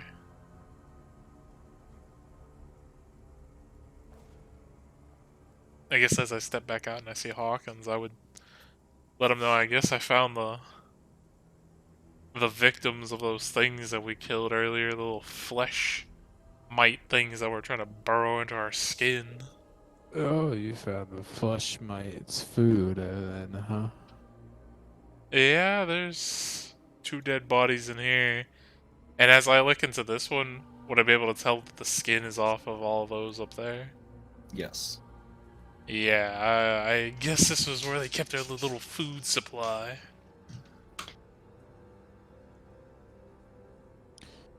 Very interesting. And I would like to get, like, right here up to the bars of this one and do the same as I did in the other room and have Mage Hand, fly like over to the bodies and kind of just like pat them down everywhere. All right. As you do that, seems to be the same story, only the rags on their backs.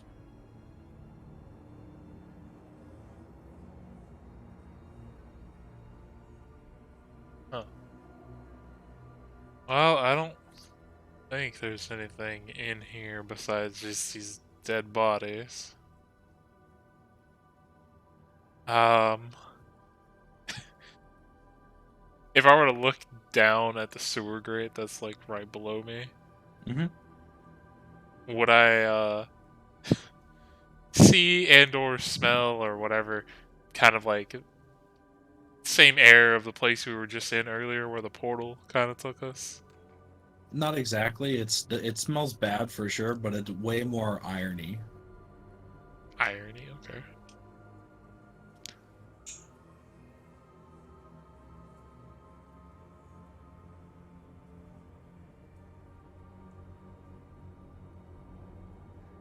Well, I'm gonna go check the other side of the hallway. I don't think there's too much of anything unless you want, well, unless you need body parts in there. Yeah, I looked around for some secret passages. There's not much going on.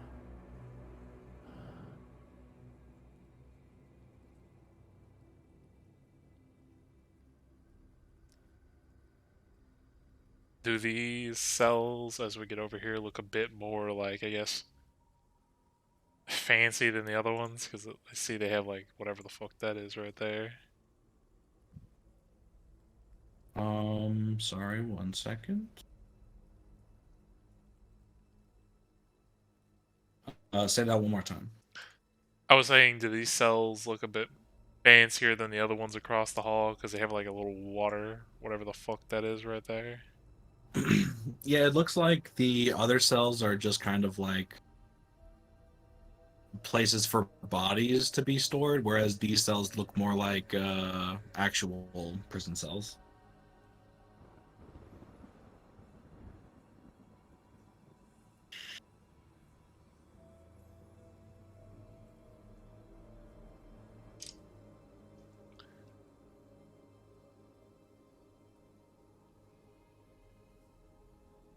Is there any... Is there anybody or anything in either one of these two cells? As No.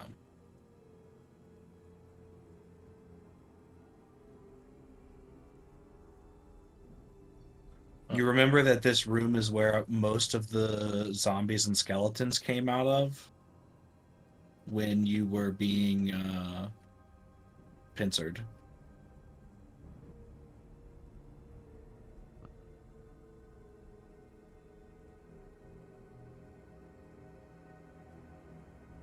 as I walk over here, I'm gonna look down at the grate again. Mm-hmm. How well built is this grate? Pretty well built, actually. You don't actually recognize the way that it's made, but it's like more sturdy than you've ever seen a grate attached to a metal surface before, or a stone surface. Okay.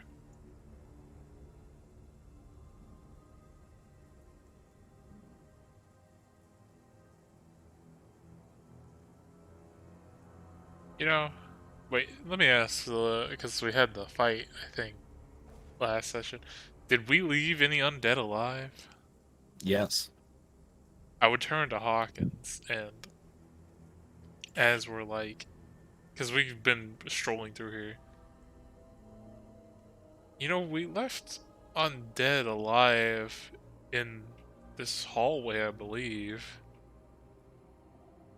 And we've been through all of these cells kind of right here, and we haven't seen them. Yeah, they could have went back to whoever created them, or is controlling the patrols around. But we've kind of searched everywhere, unless there's something we missed, like in the sewer area, or there's something around here we haven't found. I think we kind of went every pathway, did we not?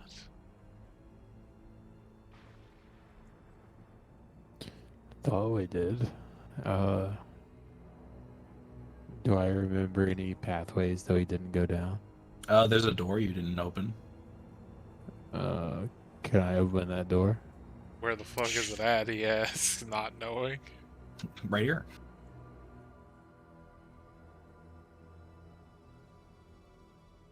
Wait, where? Open door. I open said door.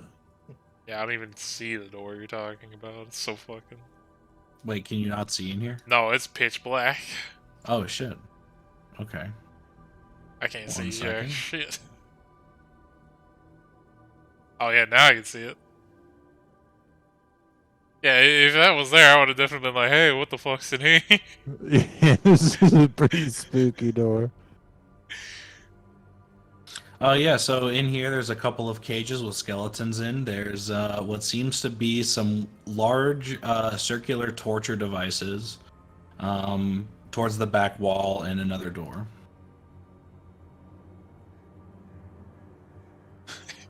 I'm gonna walk up and inspect the torture devices and be like, you know, I think one of my bosses had one of these. I think it was like the Skin Flayer 9000 or something like that. These torture devices are massive and built into the floor. So I don't think you can take it. I don't. Oh, I don't hear didn't want to exactly what take you it. asked. I just wanted to make a stupid joke. Oh yeah. Okay. Come down and get your Skin Flayer 9000. It's only 100 platinum. And are any of these skeletons like alive, undead? No, they're all dead.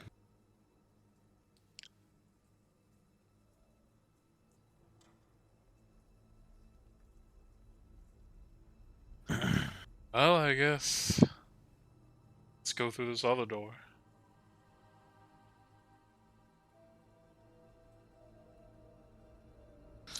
Through this door, you can see a body that is mid process of being flayed on the table here. Back behind is a table full of what seems to be medical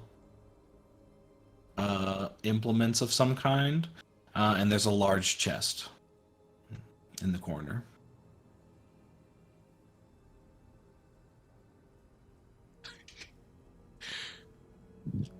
I want to make a stupid joke referencing my other character, but I'm not gonna.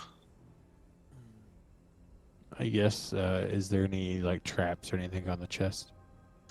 Roll investigation.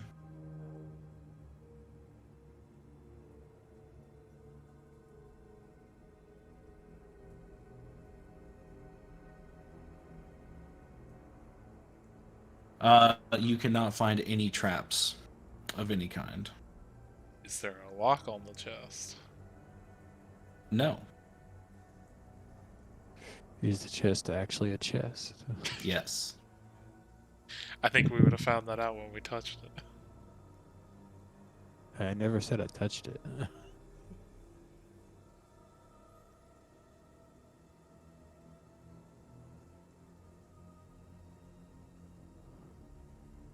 I mean, if you want me to, I can mage hand open it. Sure. Sure, I'll send my little mage hand out over there to fucking lift that bitch, the lid up.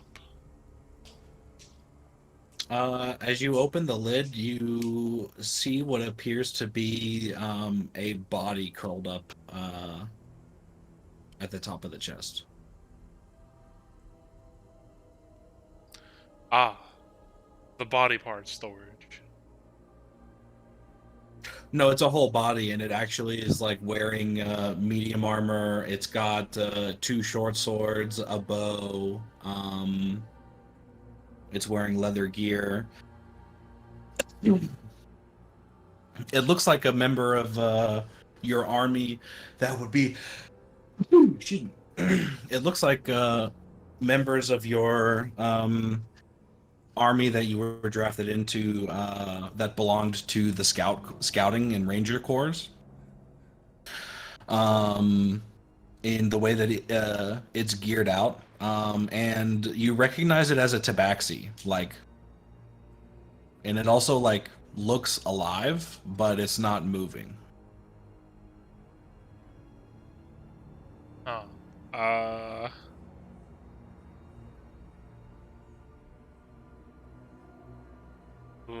I guess. You know, I'm no medical doctor, but I'll check for a pulse. Yeah. You check for a pulse, and you don't feel any, and it feels kind of strange actually as you push on where the jugular should be. You feel a like stronger resistance than what would normally be, as if the it seems to be like stuffed with something. Can I pull the body out completely to get a view of it?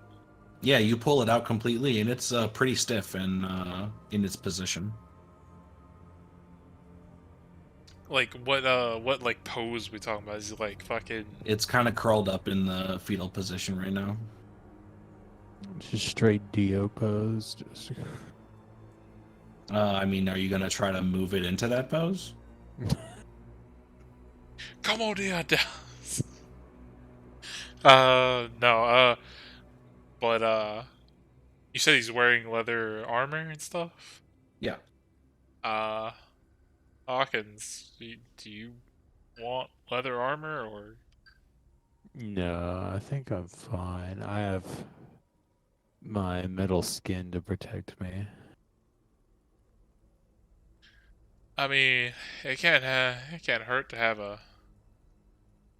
some like It spare material lying around. So I'm I gonna don't think, yeah. I guess pull out my either hand axe or dagger, kind of like Mm-hmm. snap the leather armor where I can to like get most of it off to get some like spare material in case mine like breaks. I mean, you can like just try to take it off like normal if you want. You don't have to like cut it up. It shouldn't be that hard as you like move the arms around. Like it's movable. As you like mess with it, it seems to just be a tabaxi ranger that is stuffed. Huh. You think that you would call it tabaxidermy.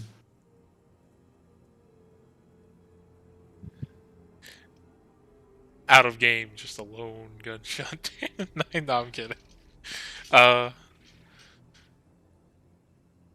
yeah, I'll take the leather armor off.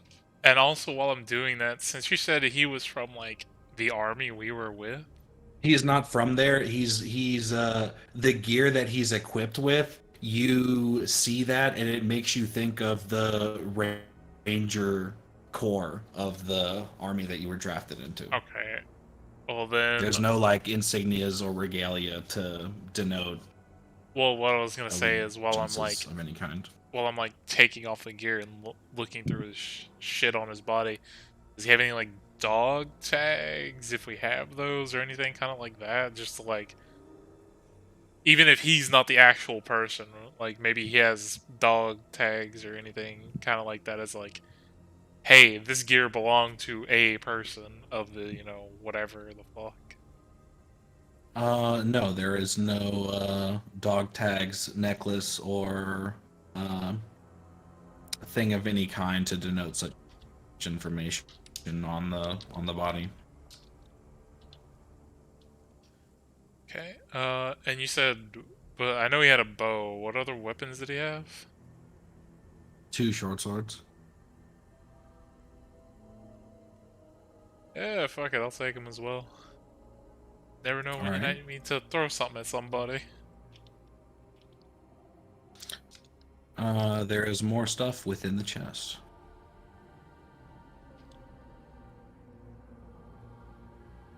What's behind door number 2? Who's pulling stuff out, and Just take how are you gonna be turns. pulling it out? I mean, Hawkins can be taking whatever the fuck's out next while I'm dealing As with you the body. glance in, Okay, as you glance into the chest, there is I a also like have mage sealed hand. bag. Say again. So I also have mage hand, so we can just take everything out with mage hand. Okay. In the chest underneath the body, you can see that there is a bag that is drawn up tight. There is a small bluish orb. There is a skull that looks to be a kobold skull, and there is a demon mask that you don't quite recognize the origin immediately. I would like the kobold skull if possible. Mr. Bones number 2.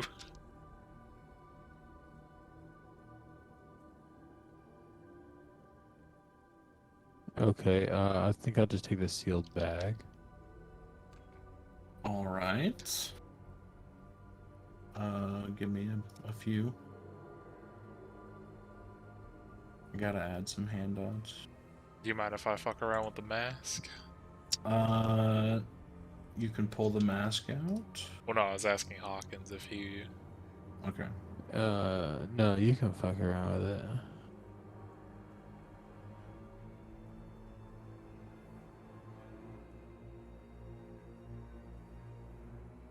Okay. We'll do this too.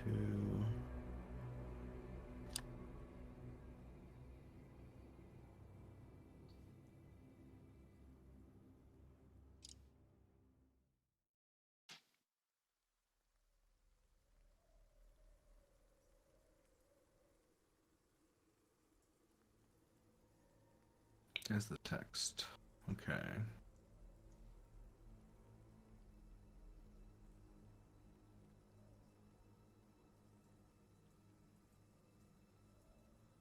Do-do-do.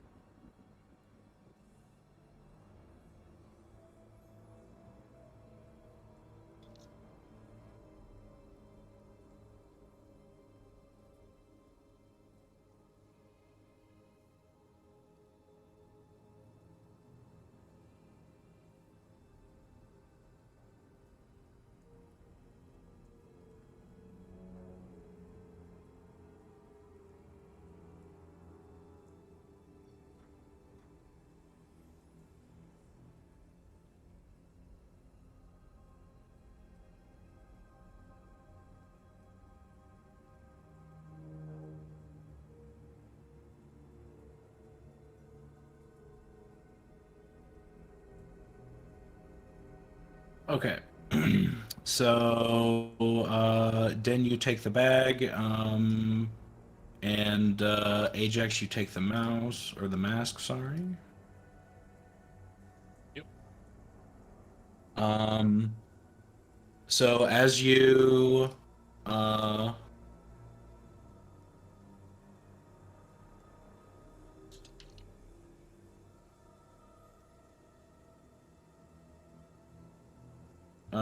who wants to go first, bag or mask? Bag. Okay. As you open up the bag, um, it seems to be like a kind of portal. As you like open up the mouth of the bag, as you reach your hand in, you feel this kind of like slightly warm, gritty, textured substance, and you grab with your hand and pull out, and you pull out a handful of sand.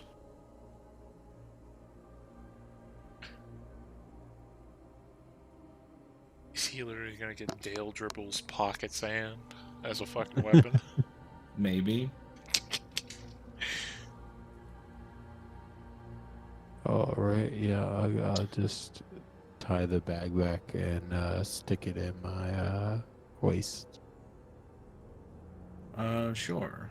And whenever you get the chance to spend time with it, there is the description fully. Okay, to the mask. What are you doing with the mask?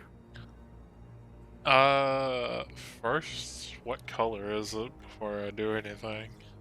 What color do you want it to be? I will. Okay, let me ask this: if it's because it says you say demon mask, like what kind of It's like demon? kabuki style, so if you think of Okay, like those like oni masks where like it's the that's bottom half. that's what I was thinking. I don't know, it's either blue or red, one of the fucking two. That's the main ones I know, but those usually come in. Yeah, you can pick what it looks like. I don't care. And Fuck, I let's go with blue. didn't decide of thinking what it looked like. Let's just go with blue. All right. I would kind of like Oh, hold it. like do you want it blue like fucking Zuko's like blue mask Yeah, sure. Let's type go with shit? that. Yeah. I would I think first that's like kind of a like little fitting. hold it to me because I probably haven't seen much of stuff like this from where I'm from. Mhm. You've definitely seen a few things that kind of fit in this style, but it's the first time you've actually held one up close in your hands before. Yeah, well, he's over there inspecting his sand. I just be like, back in my village, we never had stuff like this. I mean, I've seen them before, just never like actually got to hold one in my hands. Parents always told me I'd break it if they gave it to me, so just never ended up having the chance. And as I'm like kind of looking at it over front and back, is there any kind of like markings or inscription on it? Not of any discernible kind that you can tell. There is a couple strings tied to the left and right side that you think you could use to fashion it as kind of like a half mask. Yeah. I'm gonna try to put it on, see if it fits my big fucking orc face with my. I guess I would have like kind of the fangs that stick out, whatever you want to call Mm-hmm. them. Like, Yeah, yeah, yeah. see if it can fit over those fucking chompers. Yeah, you can start to attach it to your face, and as you do so, the like chomper teeth of the mask actually kind of like morph in such a way, and the back of the mask morphs in such a way that it kind of like rests on your face almost perfectly. Um, and as it sits there for a little bit, you feel as though wearing this mask, you could be even more persuasive while being aggressive with someone, specifically while being aggressive with someone. But you think that just trying to talk to somebody and persuade them casually while wearing this mask wouldn't be as good. Um, let's see. Oh wait, no, this is actually a full mask, not a half mask. I'm wrong. Um, let's see. I mean, I'm fine with either. Full mask, half mask. As but then you also feel like while wearing this mask, any um investigation or perception checks that rely on vision uh would also be at disadvantage because the eye slits are kind of small. Okay. Um, yeah. Are you gonna leave it on?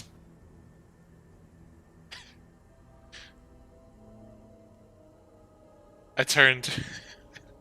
I'd leave it on my face just long enough to be like, I'd turn to Hawkins and be like, hey, how does it look on me? Look like it actually fit my big head? Uh, Possibly. It just seems to be weird on such a humanoid figure, I guess. As you're talking, you feel your skin start to get a little warm. That's weird. And it's like tingling a little bit. I haven't had skin in years, but it's Not feels not not warm. you, not you, fucking Ajax. He stole skin back from the dead Yep. bodies while we weren't looking. Man, this unalive skin that I stole, man, it's getting real hot all of a sudden.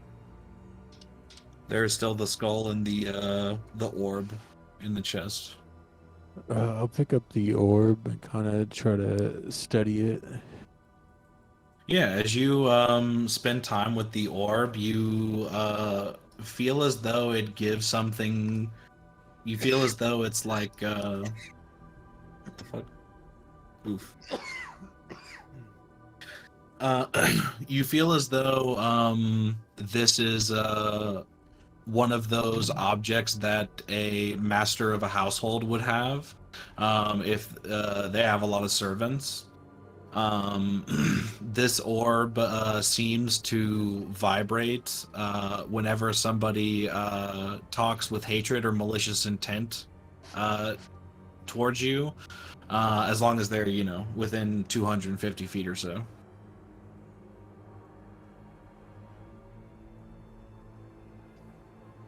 Okay. And then the kobold skull.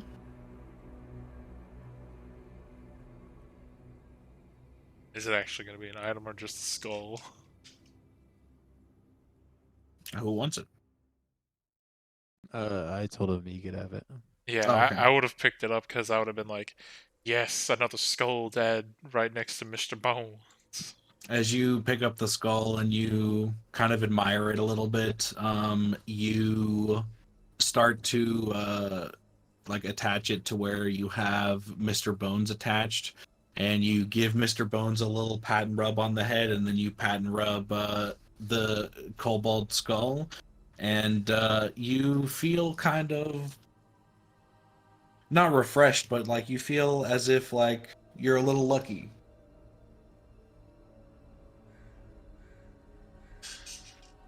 Ah, yes, I knew the skull collection would bring me luck.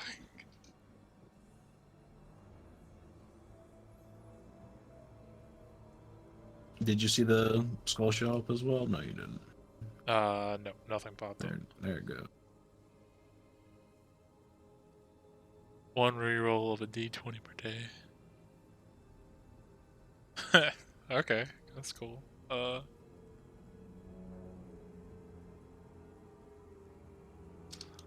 Add that shit in real quick. There was also a necklace that What does the necklace do? I will throw out. It is a pretty rose-colored stone with a hole at the top of it, strung on twine with a small spiral at the bottom. Alright, I'll put it on. All right, as you wear it for a little bit, you start to attach yourself to this item, and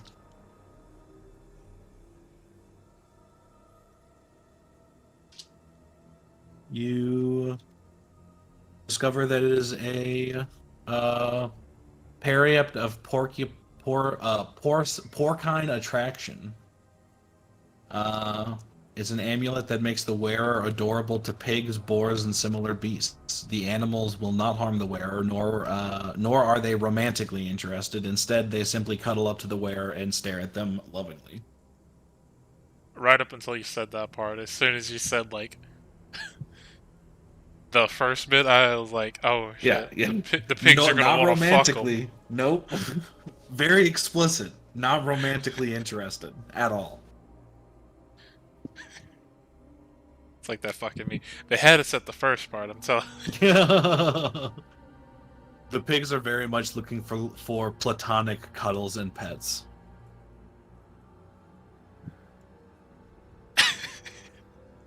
This reminds me of the I don't remember the fucking name of the game show that Dimension 20 has. Like, I know it has the cast Actually, from. What was that? actually, Yeah, and they had them do the an ad for a new McDonald's burger called the Macbeth, and in there was like, this is the only burger that has meat from a cow that trusted the butcher with its very life. I feel like that necklace could get you bacon of that quality. Wagyu bacon. Whack.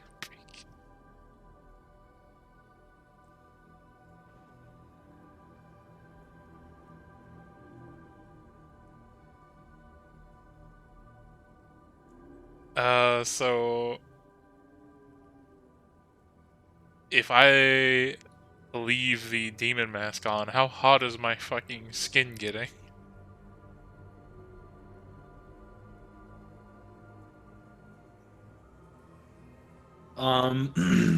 As you're wearing it longer and longer, the heat like increases just slightly, but the tingling sensation starts to get stronger. Oh, pretty sure I would as my face starts tingling more and more, I think you know, I'd like untie it and take it off. I think I need to do some work on this before I kind of like just wear it all the time. I think this is more of like a we have somebody Uh, tied up in a room and then I so walk in. as you try to pull it off, it starts to hurt as you pull it. It seems to be stuck to your face.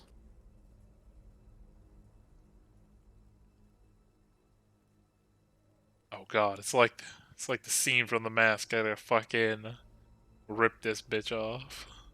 You don't think it's like magically attached? You think this might be just some sort of like adhesive of some kind that someone put on the inside of the mask? Somebody fucking put glue in the mask, really? You gonna try to take it off? How painful would it be to take it off? Roll a strength check to see how hard you pull.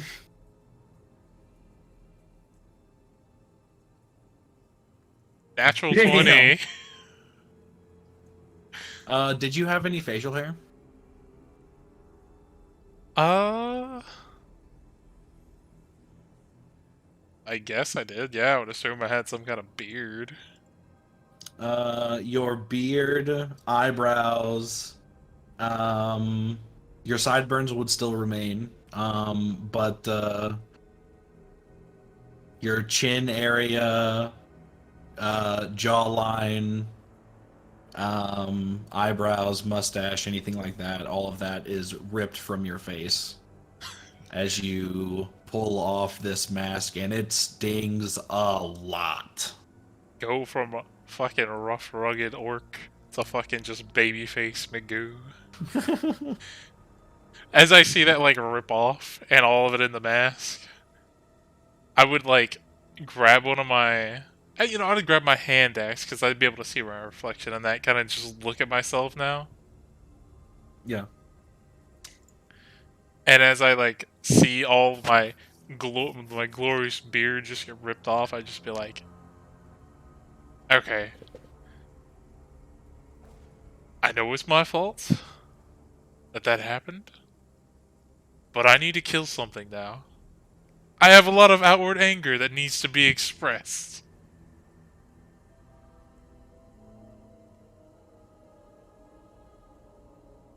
Is this body still intact? Yes. I mean, like, Hawkins, can you step aside real quick? Sure. I'll I'm just gonna use the full weight of my glaive, and I'm gonna try to fucking split the body plus the table in half. Go for it. Roll strength. As a natural 20. Yeah, you cleave the body and table in half entirely. With ease.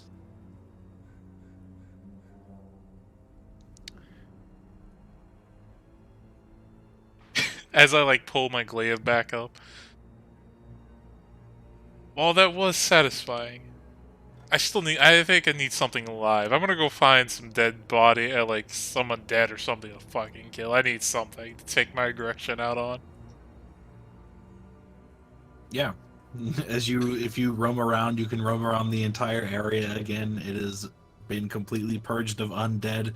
That skeleton that you smashed in that Oh no, cell seemed to be the last one that was left. I was gonna walk down these, while he's standing there checking out his shit, I'm gonna just begin walking down these stairs that are right here. Oh no, that was the chest that you opened. Oh, that was the chest? Okay. Yeah. So was there anything else in this room? Nope. Oh, fuck.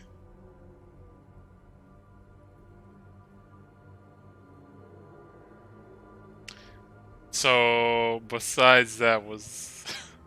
Because we've checked, I think, pretty much everywhere else, at least in here. Yep. Because my character would just be fuming at the thought of losing his fucking beard. So far there is two portals to a hidden room, dungeon, sewer, where we roamed around and just found strange technology and weird undead here and there. I mean, I don't think we fought any undead over there, but we fought them here. We found undead here. In there we found like what all attacked us in the sewer? I mean, Nothing. nothing attacked us in the sewer. Okay, The so only it was thing just that the hurt me empty was that altar area. that, fucking Yeah.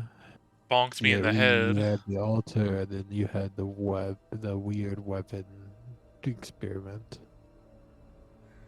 To be fair, I think that weird weapon experiment had something to do with, and I would point to my spear, my patron. Although I'm not too sure. I think the floating goo jars. Somebody might have been who maybe worshipped either my god or something similar was maybe doing some experiments in there.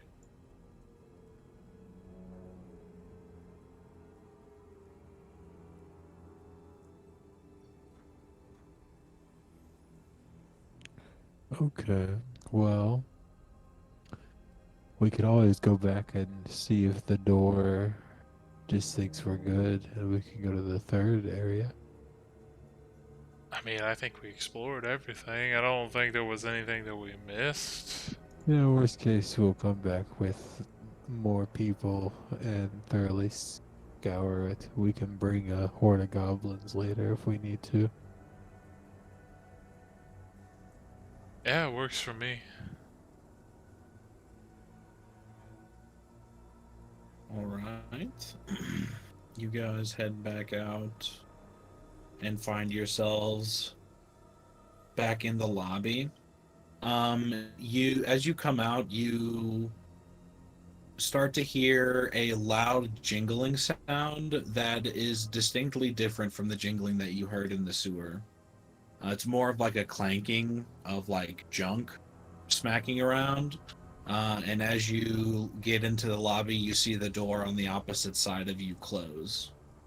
And you hear the jingling kind of fade off. When you say, because jingling, would it have sounded more like Hawkins walking? No, it sounded way more like a clanking of pots and pans and just like a bunch of junk smacking around together.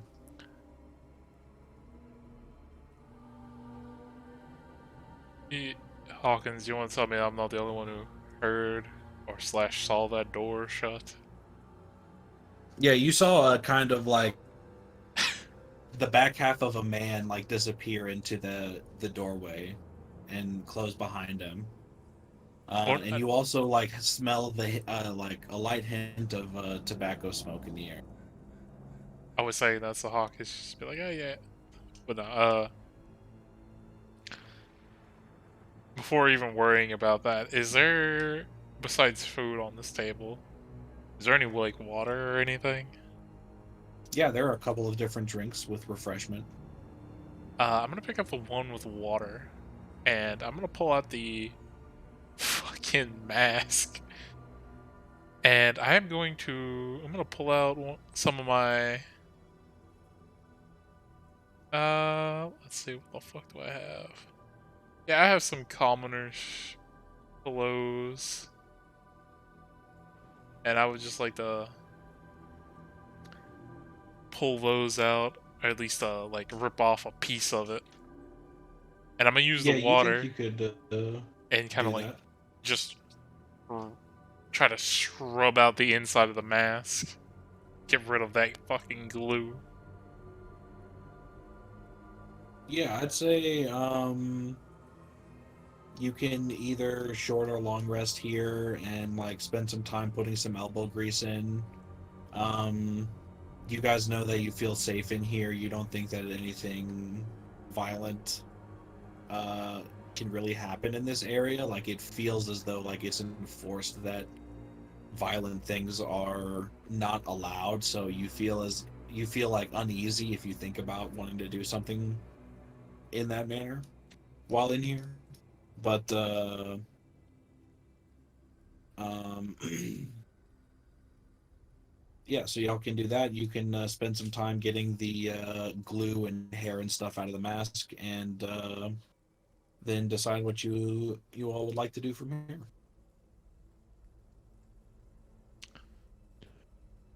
I mean, I'm good with taking a long rest here, if you want to. Yeah, I get my daily stuff back.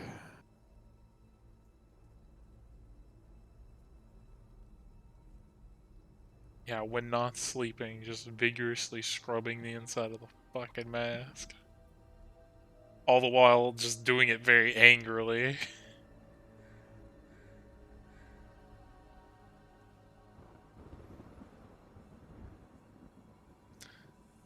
And I'd say the whole time he's just not even talking in common, he's just grumbling in orc to himself.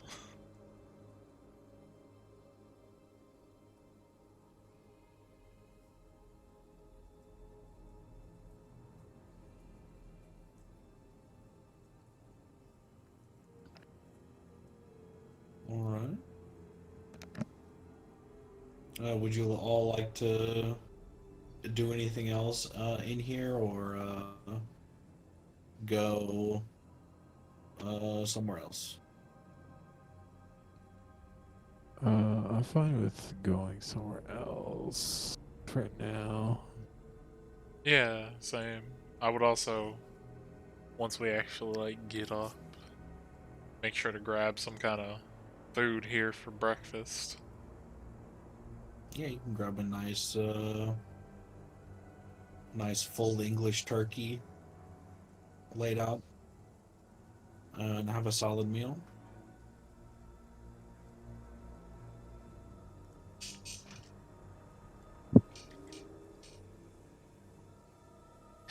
Is there also wine on the table or any kind of like alcohol?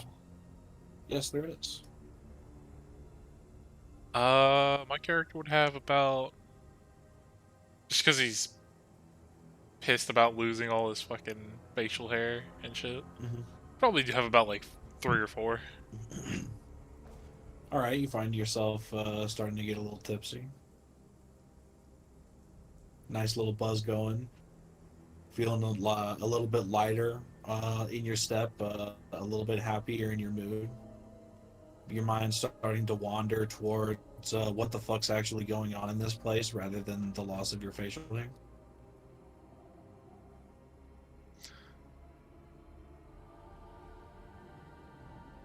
I mean, like, to the state of my character, like, for what he actually, like, thinks of this fucking place. I mean, he just treats it as, like, instead of being on the battlefield, he's just here now going through this until he can probably eventually get back to the battlefield, maybe. Other than that, he's just kind of going with the flow.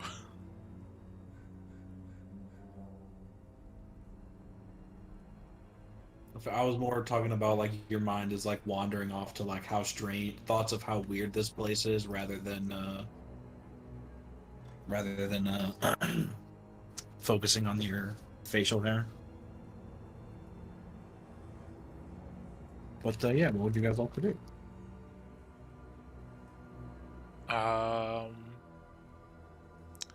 Because I know we went through this one before. Was there any indication that we did whatever the fuck we were supposed to do when we came back out over there on that door?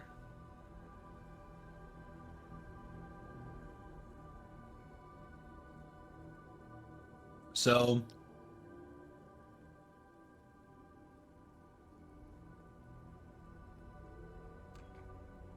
as you are looking for an indicator on the door, you notice that the sconces on the left and right side of the door are actually not lit. They're not lit on that door, nor are they lit on the door that you just came out of. But they are still lit on the door on the opposite side as well as the bottom side.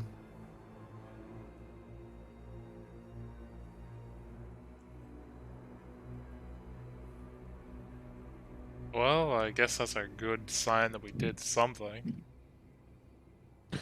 Yeah.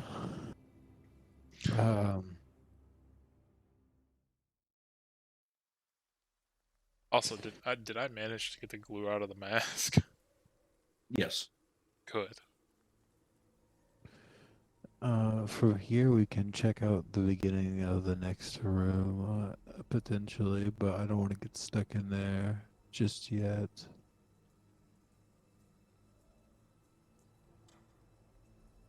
In case the door won't open again.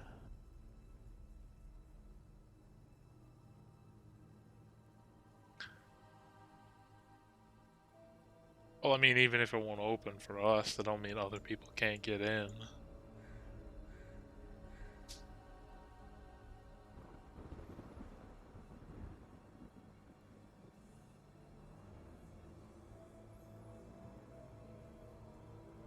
Oh yeah, as it is tradition before we fucking go, I would like to look out the curtain slash windows over here and see what's going on outside.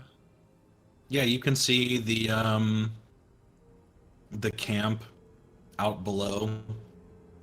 You kind of can see the ants moving around, doing shit here and there. They seem to be working on building a second set of walls at the moment.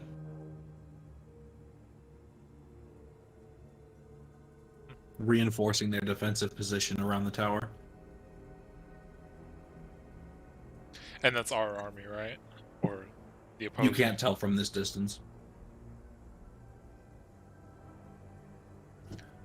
Okay. I'd shout back to Hawkins and let him know either our army or the opposite armies building secondary walls around this place. So either we might be in for a surprise when we eventually get out of here, or we'll have a friendly greeting when we get home, maybe.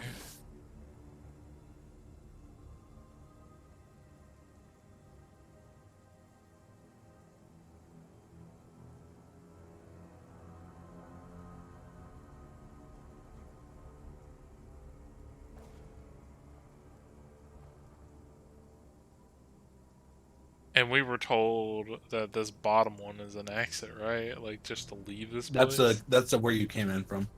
Yeah, so we assumed it was an exit. Alright, so far the stairs just repeat back to us like over and over again. Mm-hmm. So maybe once we defeat the 3 rooms, we can go up or down the stairs. Maybe.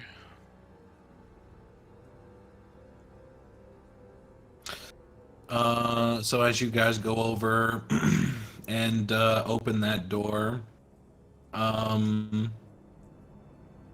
you find yourselves in a hallway leading out to a. Can you guys see, by the way?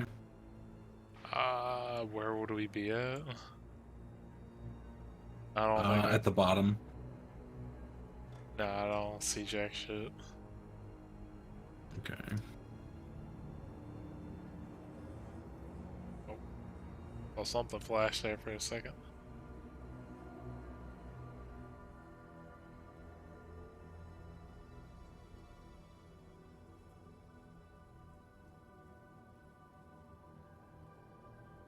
All right.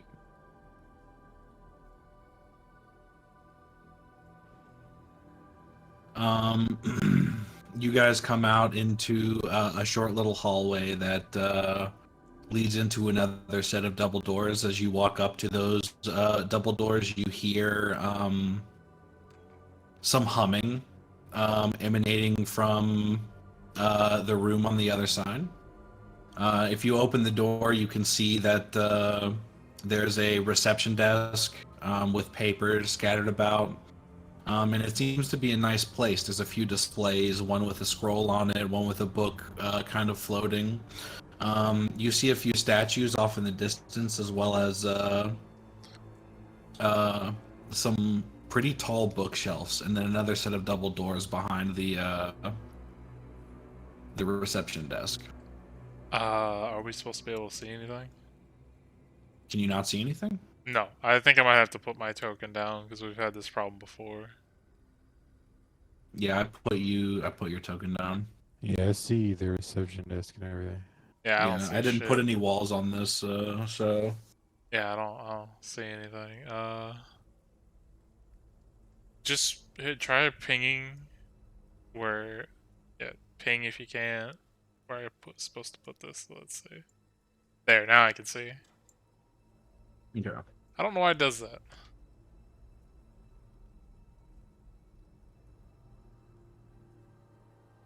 Okay, give me just a second.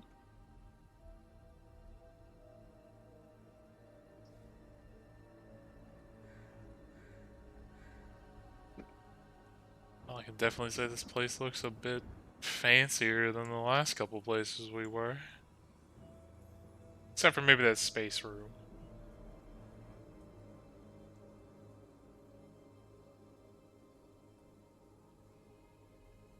Yeah, this is definitely a step in the right direction, if you ask me.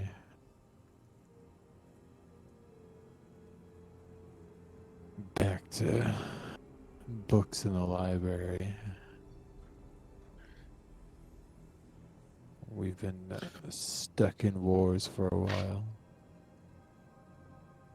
Well, I As mean, you are walking around, you can hear echoing of humming and the clanking that you heard entering the room earlier. And you can see over in this direction, there is an individual that. Where's the fucking token? Let's see.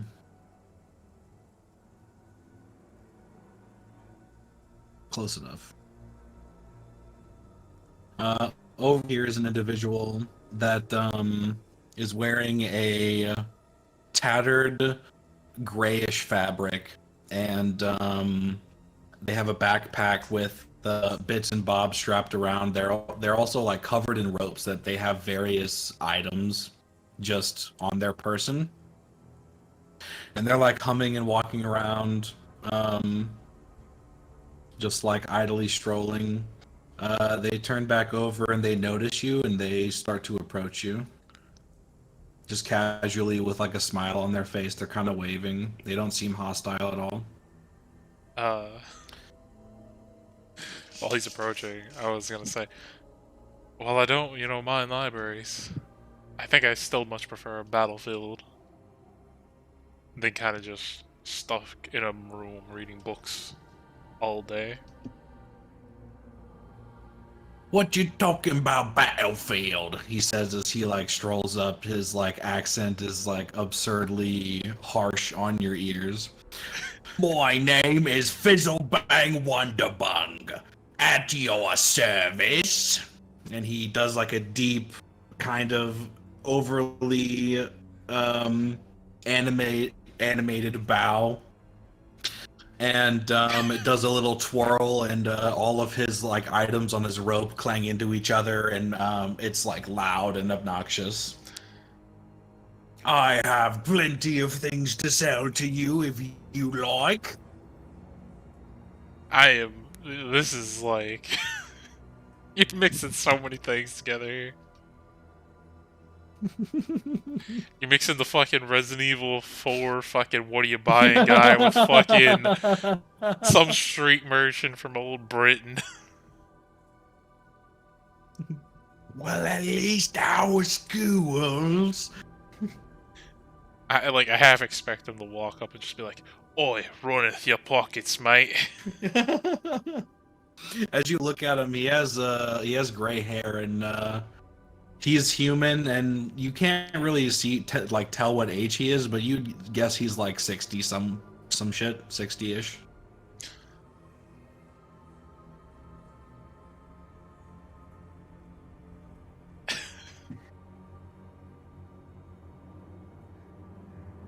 I think before I would let him get any closer, I would ask him, before you get any closer there, Fizzle, was it? Fizzlebang, if you please. Fizzlebang. Might I acquire how you got to this place in this particular tower? I don't quite know, really. I was just kind of walking around. You see, I'm a traveling merchant. I kind of walk around here, meander over there, you know. Right. Does this guy look like he bathes on the regular? Does he have like a particular stank going? I kind of feel like He's he seems like he might be in every other weeker, maybe fortnight, maybe every other nighter potentially. He's pretty rank.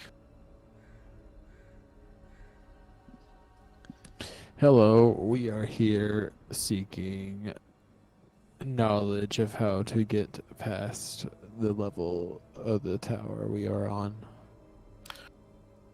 Well, I can't really help you with that. I don't really know where we are right now, but I got some stuff to say if you want. well, I mean, I can tell you where we are. We're in what the fuck did the book say this place was called? I forget what it was called, but you know, we're in some kind of a tower in the middle of a battlefield that's sprung up. So I'm kind of wondering how you got here. If we're in the middle of a battlefield. Tower, schmower, battlefield. Don't worry about it. I kind of feel like I need to worry about it.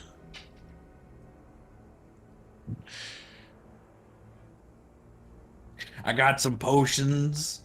I got this mug that makes alcohol taste enhanced.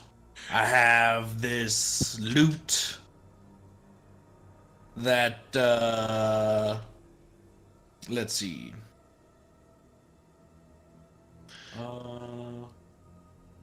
Let's see.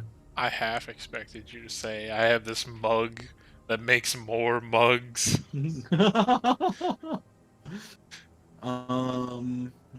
Let's see. I have this loot that is really good at, making the crowds fall in love with you. I got these fancy spectacles that help you see things. I have this book that teaches you all about the nutritious power of turnips. I have a belt that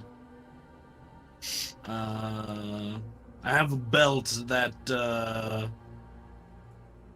also makes turnips really good for you, so you can like save on your food and stuff, you know.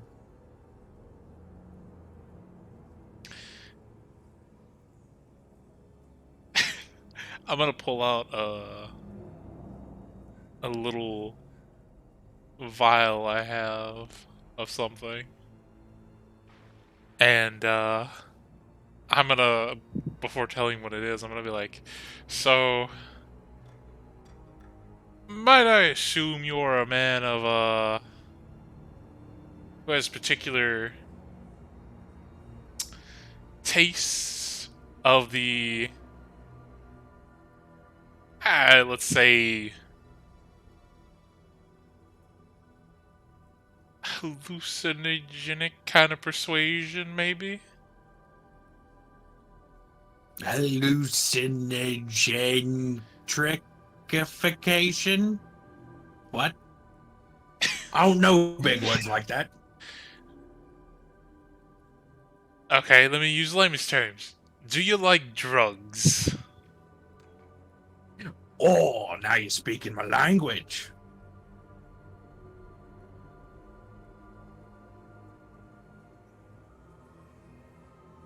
I'd be willing to trade you this very potent drug that I got while I was here. A little thing called, if you've heard of it, illithid blood. Nope. Well, supposedly, from what I've understood from the person who gave me this, so-called drug, it is probably one of the most potent things out there on the market. Ooh, getting me all excited. Uh, I'll give you 2 potions for that one. Can I, like, just to maybe, like, butter him up to show him how, like, potent this stuff is? Can I, like, kind of take, I guess, my dagger or something that I can get, like, a droplet on? And, Before you even start to do that, he pulls out 2 potions that look kind of the same, and he like holds them out, ready to swap.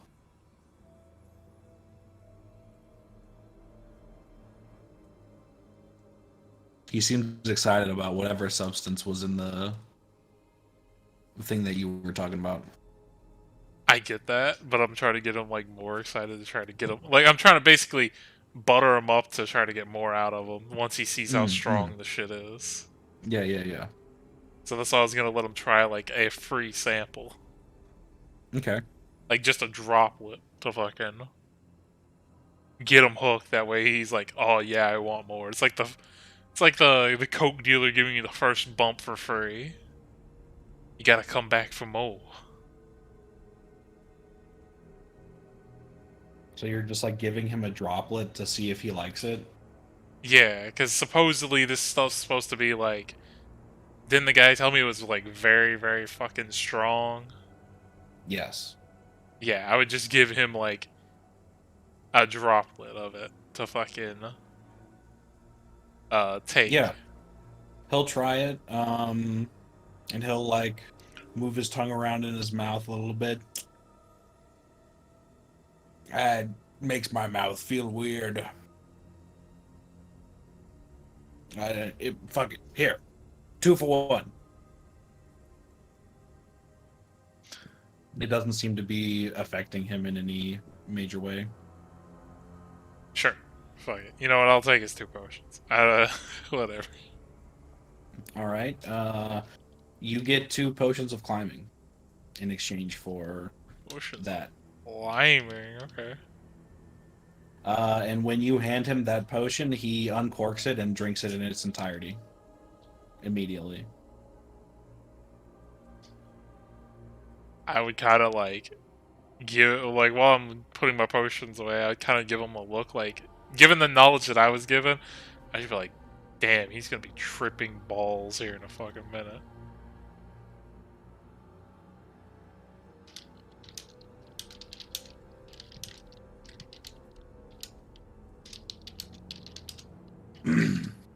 Well, I got a couple more things if you want. I got that mug, the loot, the glasses, the book, and the belt.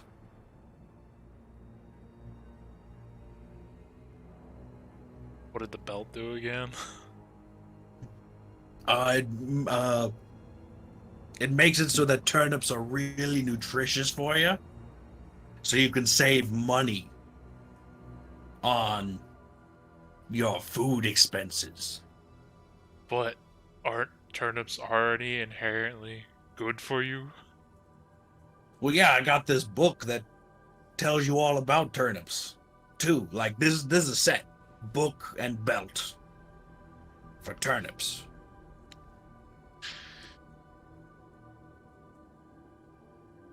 Let me see. Then I got the loot, the mug, and the spectacles. What did he say the spectacles do again? Because I remember what the loot does. They let you see more than what you could before.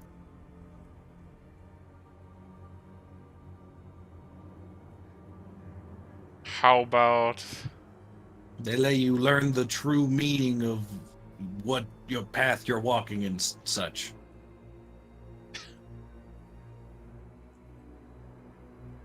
How about I give you... and I'll pull out the fucking... spiked gauntlet. How about I give you this, and you give me the spectacles, and you throw in the loot as well?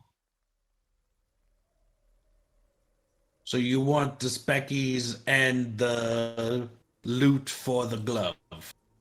Yes, the very heavy glove. I haven't seen one of these. Ever have I, as my characters, ever seen one of these in his past? Like the glove? No, you have not. Yeah, I'd be like, I haven't even seen one of these before. And trust me, I've been around a lot of fighting equipment and people who like to fight. These things aren't very common, I'll say that much. As I'm like struggling to pick the thing up.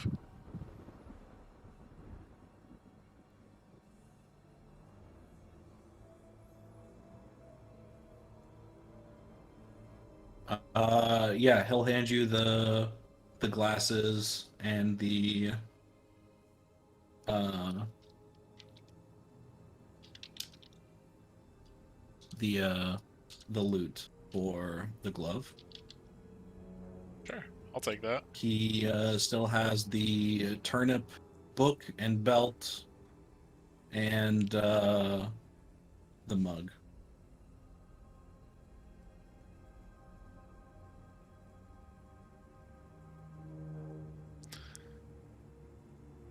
Either of you guys want those?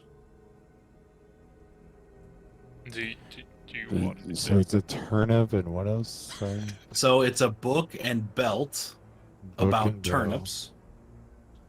And The belt is the- about turnips. No, The the belt belt, makes he turnips. says, yeah, he says that the belt makes turnips even more nutritious than they already are.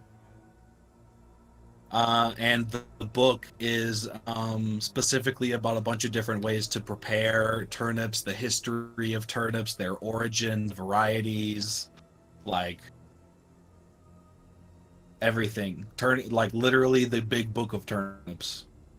You turn a turnip into a super turnip. I mean, if you could do that, it's in the book.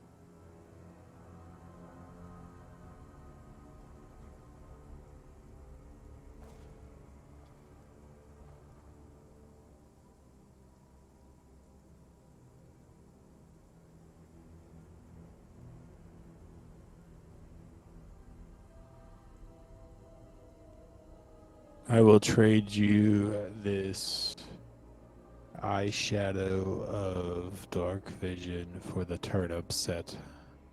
Deal. He'll, if you hold it out in your hand, he'll swipe it from you, and just as fast as he took it out of your hands, the turnip, a book, and belt are in your hand. Sick.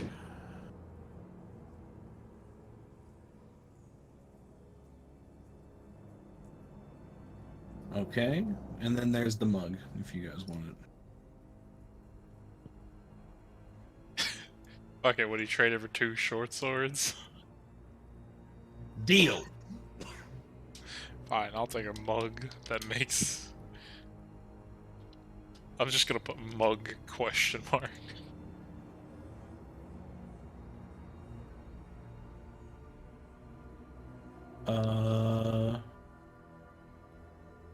All right.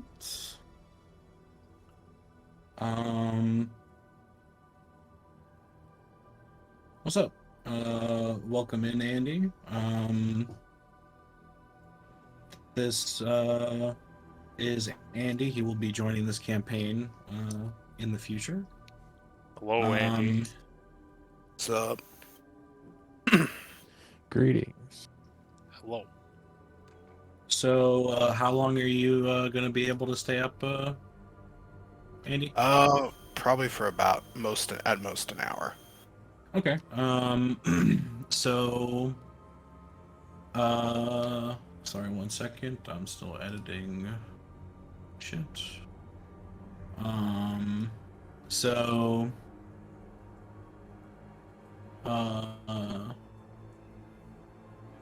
if you wouldn't mind hopping on to Roll20 and giving me a stealth check with advantage, please. Sure.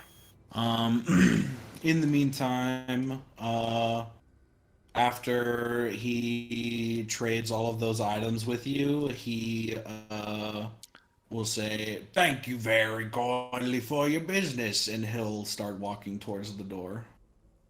Does the illithid blood look like it's affecting him at all? Yeah, as he said that, his speech had slurred a little bit, and his pupils have become like most of his eyes. Like, he looks like he's seeing into oblivion right now. He's just gonna fucking phase through the door. It no longer exists for him.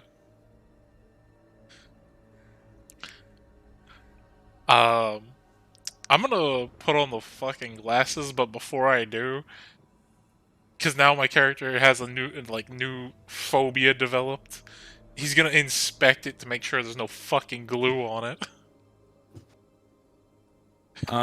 As you inspect the glasses, you see that the lenses on them themselves seem to almost be made of like concentric rings. As you hold them up closer to your face and you start looking at the glasses themselves, there's no adhesive on the glasses, and um, but you feel this strange sense of like slight worry as you remember the last time you put something on your face haphazardly and it was stuck to your face. You still feel slightly worried about it. Hey Jordan, I can't see any kind of map. I don't know if that's on purpose or not. It is on purpose for right now. Cool. Because That's I fine. haven't put I didn't put many walls up, so I don't have a place for your character to be placed right now. Okay, that's fine. It's just a blank screen. That's why I'm just like making sure like it was not my end or anything. Yeah, let me see if I can actually give you something here. Do you see anything now?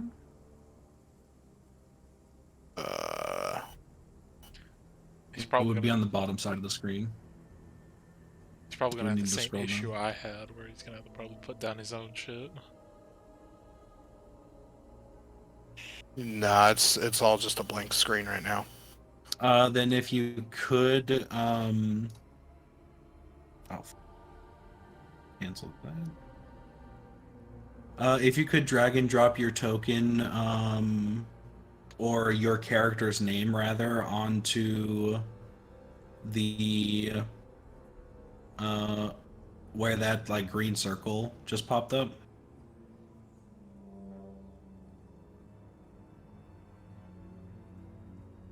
That's the thing. I actually don't see a green circle. Like I just have like a black screen. Okay, let me try this.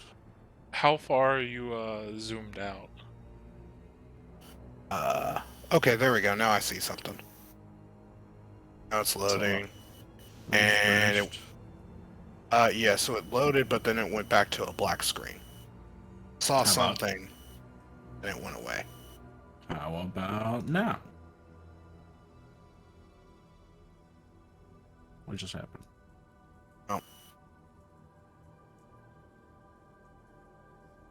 Is it maybe something with my settings, possibly, or? No. No, I think it's more on my end. Does his token have sight? Oh, that would be a good question to ask. I seem to be met like on an improper layer. 1 second.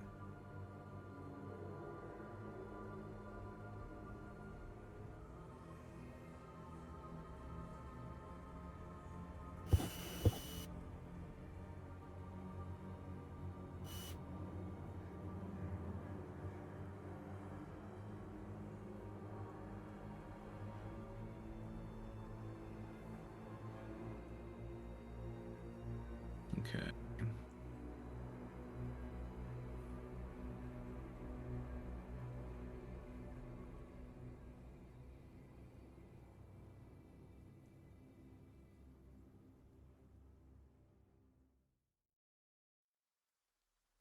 Okay, now I can see it. Okay, cool. Question. Can you still see? No. Then now Okay. it went away. Uh, we will keep it like that for now. Okay. But now we know that you can see, and I just have to move you. Okay.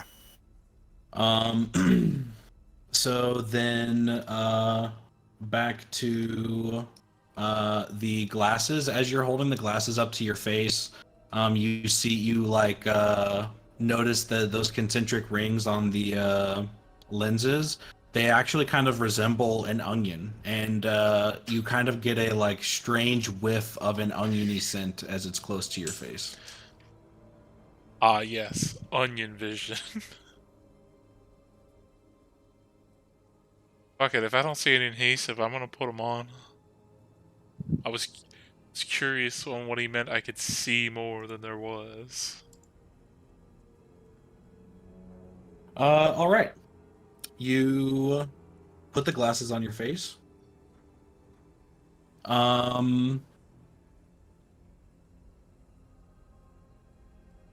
They. Where did it go? Sorry, 1 second. There's a part of the description that is missing. As you put them on,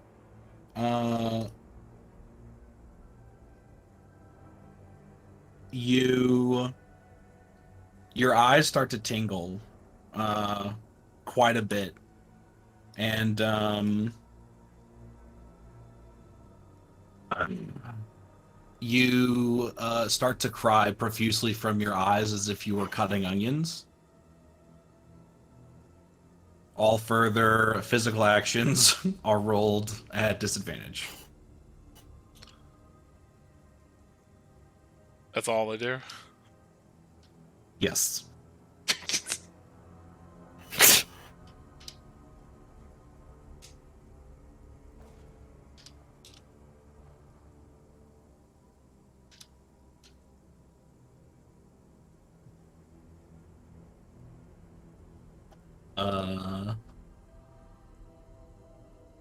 He will step through this door and close it behind him.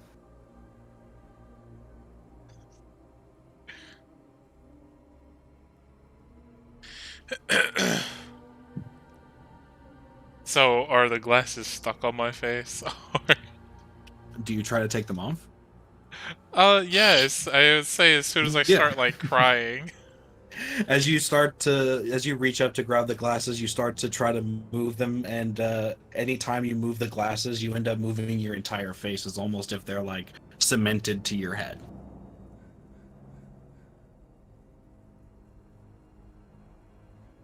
You know, as I'm like sitting there crying, I'm gonna make one personal rule for myself, probably for the rest of this fucking tower. I put nothing on my face. As I'm If like you, That's fair. wrenching this shit. if you, I'd imagine if you're able to cast a dispel magic on it, you could probably remove the glasses. Because if it removes all the magic from it, it might allow you to remove them. I don't think either me or him have that shit. I know I don't have it. Yeah, it's a little bit of ways. And I know the book I have doesn't have it either. Yeah, did we would have to have a stronger ability to cast. I think we need to be 5th level for dispel. As you are wearing the glasses for about like a minute or so now, you start to realize that you can almost see through the layer of tears that has welled up in your eyes, and the way that it reflects with the concentric circles on the glasses seems to almost give you like kind of like weird binoculars. And while you make perception checks, you can take them at advantage. In conditions of clear visibility, you can also make out details of extremely distant creatures and objects as small as 2 feet across, up to like a mile out. Jesus, okay. Now, let me ask, because it says all physical bullshit at disadvantage. What does that cover? Because I'm not too sure. Let me think about it. Because I just copy pasted this item over, so I haven't actually checked it for balance. So whenever you start to do stuff, I'll see what happens. Okay. Because I don't want it to be too horrendous for you.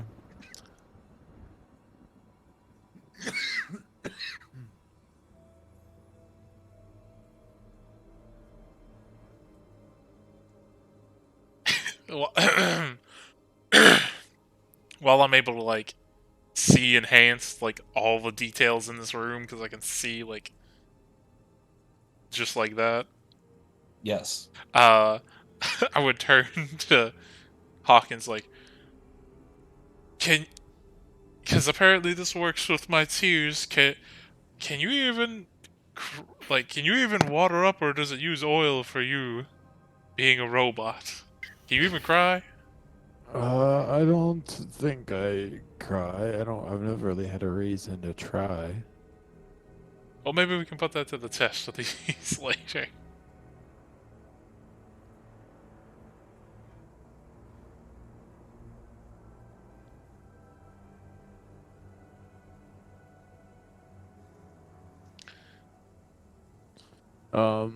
So in your time here, have you figured anything out? Is there anything interesting around? He walked through the door, closed it behind him. Okay. Okay, that's Yeah, he fine. left. Well, can I investigate and see if there's anything interesting in this, like, library-esque place? Yeah, there is a book floating on a pedestal, a scroll floating on a pedestal, a set of double doors. There's a big square that is about like the bookshelves all around it are about 12 feet tall, and so that wall it matches that height.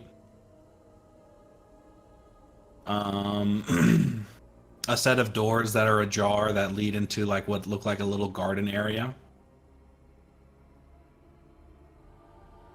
Okay. The book and scroll, do they seem like they might have like some kind of trap or trigger for grabbing them? Make an investigation check.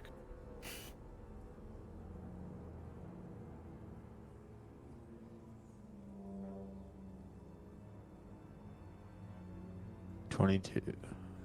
Yes, both of the pedestals seem to be heavily enchanted with forms of magical traps.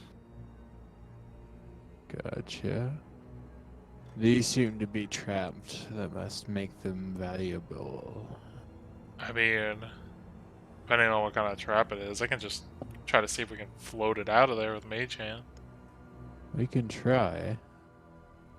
Or see if Mage Hand will trigger it. Yeah, we both have mage hand, so even if it weighs too much, we got it. I'm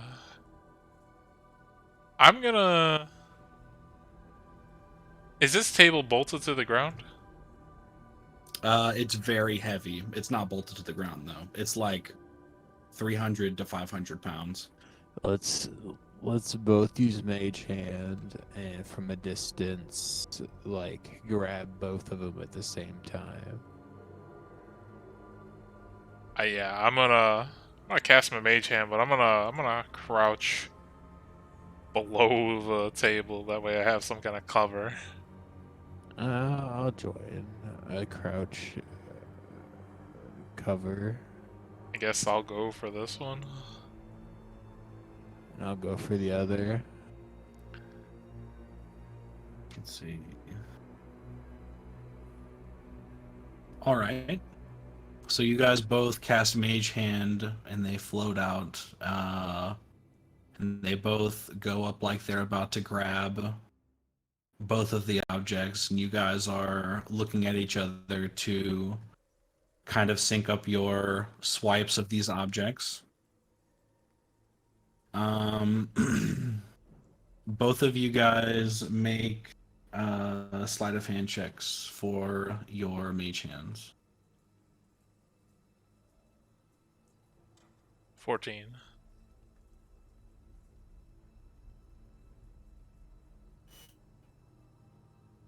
$19. And both of you, please make perception checks. Do I get advantage? No. Natural Didn't need it. 20. So Nice. Hawkins, as your mage hand stretches out and pulls the book away from the pedestal, you see, or you don't really see much. Oh, I got 5. So yeah, the no, terrible. Terrible perception. Ajax, as your mage hand reaches out and starts to pull the scroll away, your newfound vision and eagle eyes. Oh yeah, I forgot you had your glasses on, which would have given you advantage.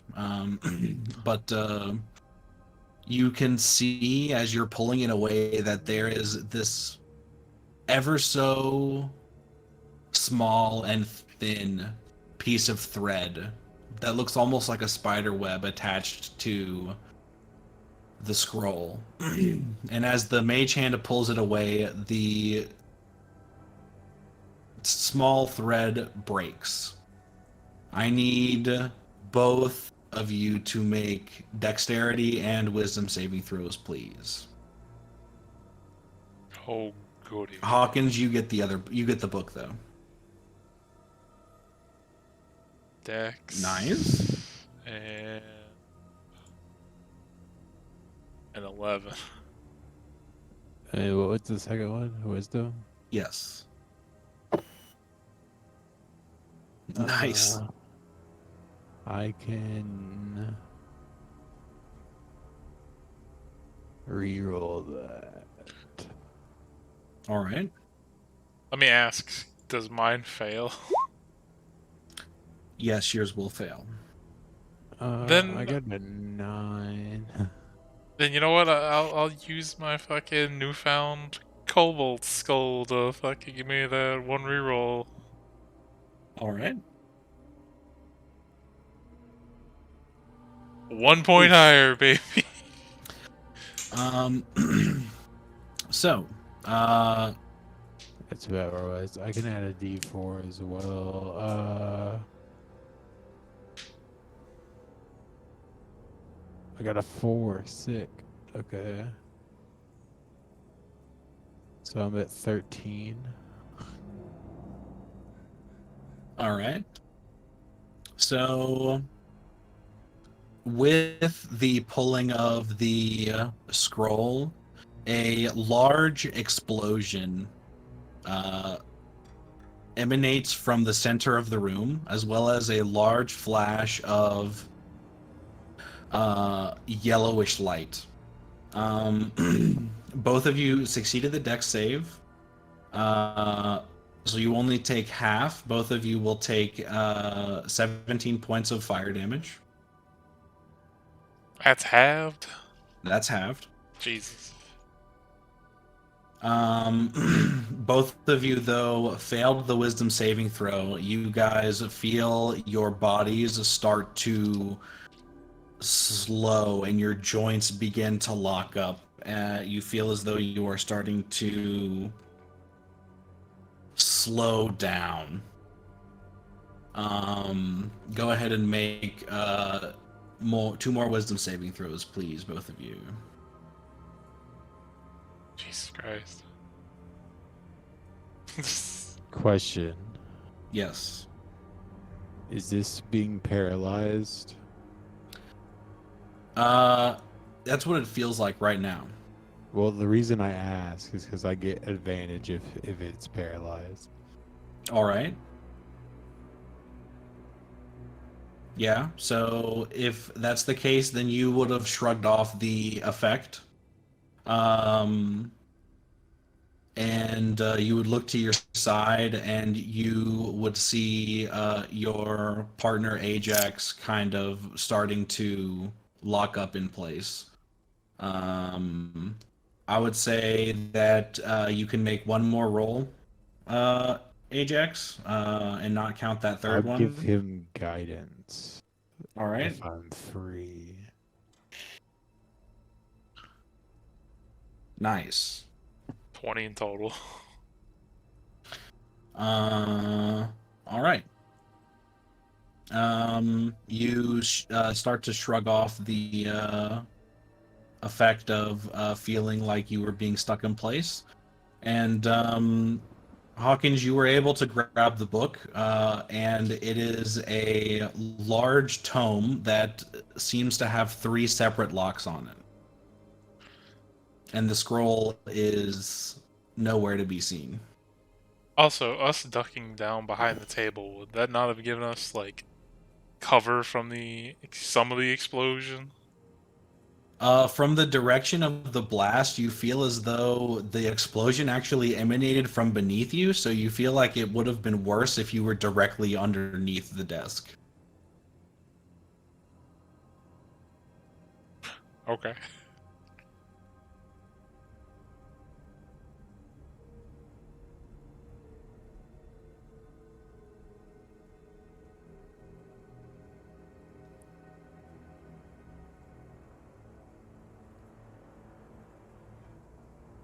Well, I mean, at least we got one of the two. I mean, that's not that bad of odds, but fuck, did that hurt. Right.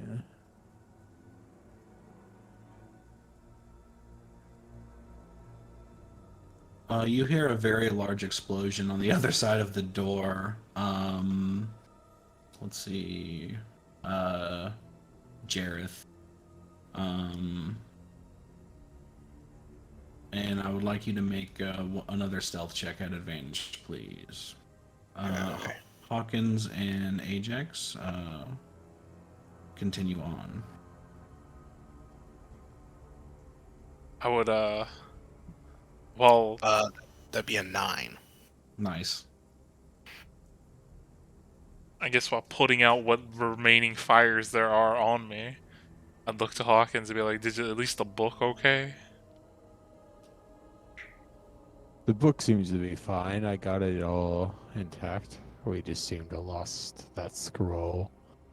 Sadly, those are easier to use, but Or what does the book say, or what's in it? the book is triple locked. So have at it with your tools, buckaroo. Before I do that, would you like to, since you're well, slightly more magically inclined than I am, to make sure they aren't magically trapped or anything, considering Sure. that they were on traps? Yeah, with the 12, you can tell that all of these locks and the book itself have separate enchantments on it. It is extremely protected. Oh yeah, there's a shit ton of magic traps on this. I would say, And Ajax, as you look at the locks on the side of the tome, like you recognize them as some heavy-duty locks. They are fancy. yeah, I would look at him and say, yeah, we'll take a crack at that during some of our long rest, maybe, because I'm not willing to do it after I'm already kind of. Yeah, I just point to my fucking burn marks at this point. After just that, I'm kind of worse for wear right now.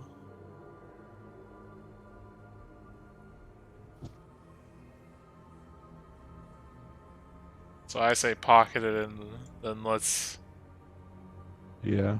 get. Well, just throw it in the bag. By the way, is this middle door open? Yes, you can see through it. It's kind of cracked a little bit, and it leads into what looks like a little like zen kind of garden area.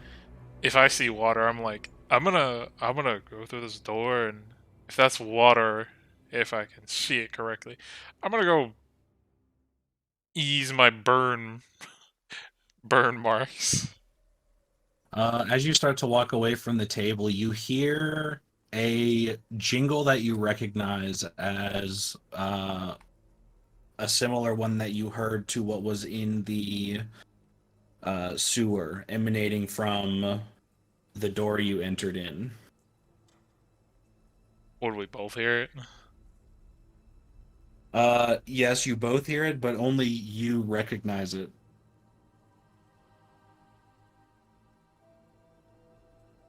I'd be like,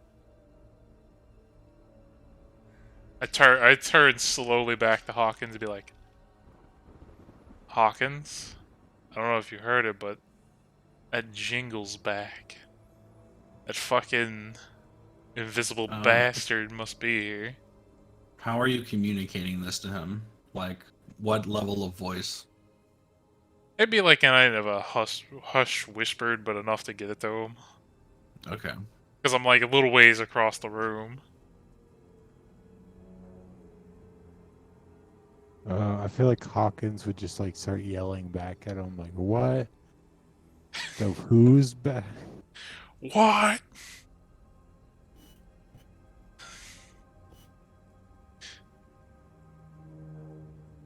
If he's yelling back, like, you can't hear me, I'd be like, I'm trying to whisper to you that the Jingle Bell asshole from the sewers is back.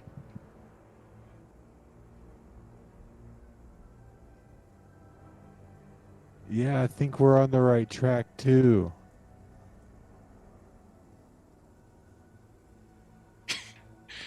They'll roll a book at Hawkins, like, I think your fucking hearing got messed up in the black.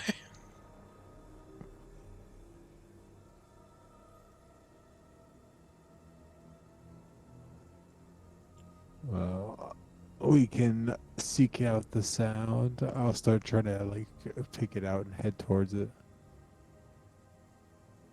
I mean, if there's only one direction that we fucking came from in here, assuming he's not ahead of us, or whatever it might be. Yeah, so you guys head up, and as you walk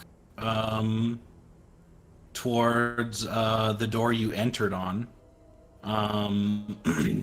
you open the door, and you can see like almost as if they were just leaning on the door, there is a very tall Lionin figure, just kind of with his ear placed up to where the door was.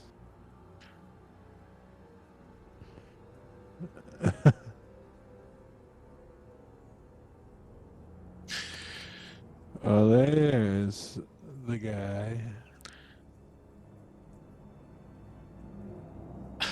My character would be like covered in just black burn marks, a very angry expression on his face at the fact that he didn't respond to him back in the sewers and now he's here.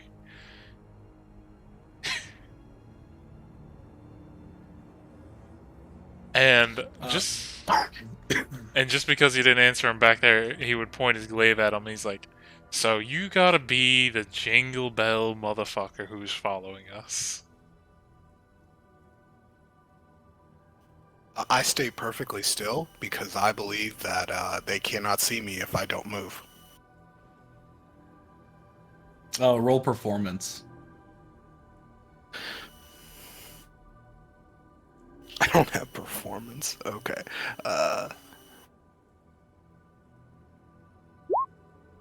So 13. As you point your glaive at him and you say that to him, he freezes intensely, and it's kind of strange. The way he freezes, you almost like kind of lose him slightly to the background, but then you like snap out of it, and he's kind of just standing right there, completely frozen, and is not moving.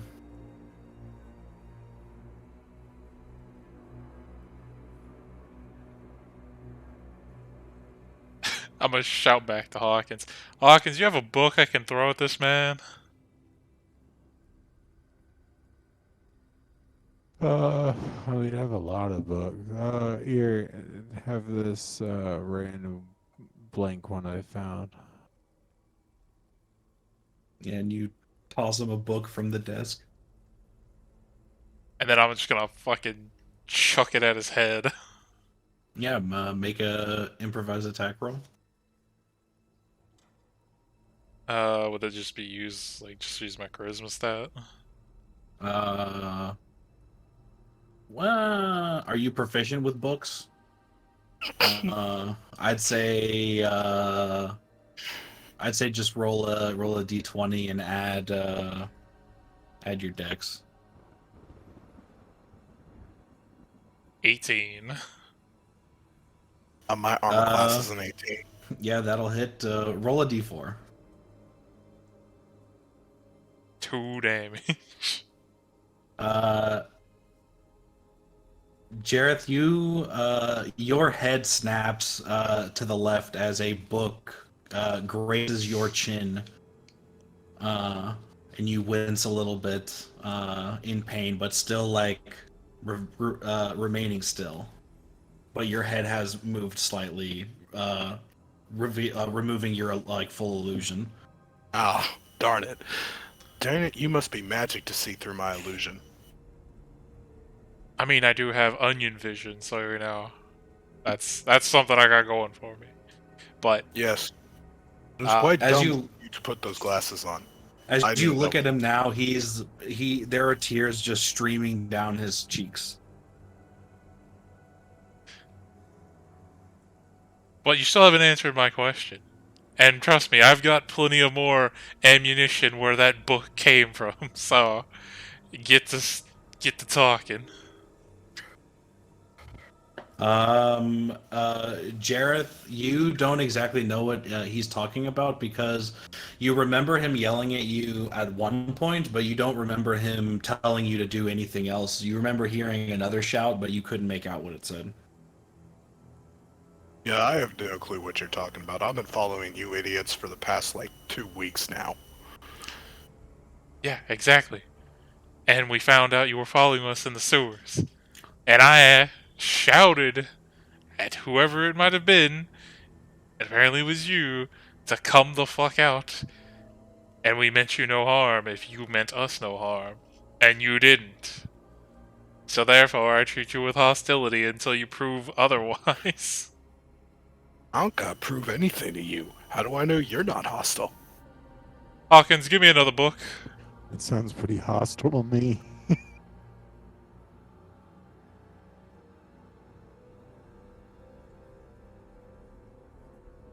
You hit me with As another book, I'm gonna bitch slap you. roll Hawkins. intimidation. Hawkins, give me the biggest book you got back there.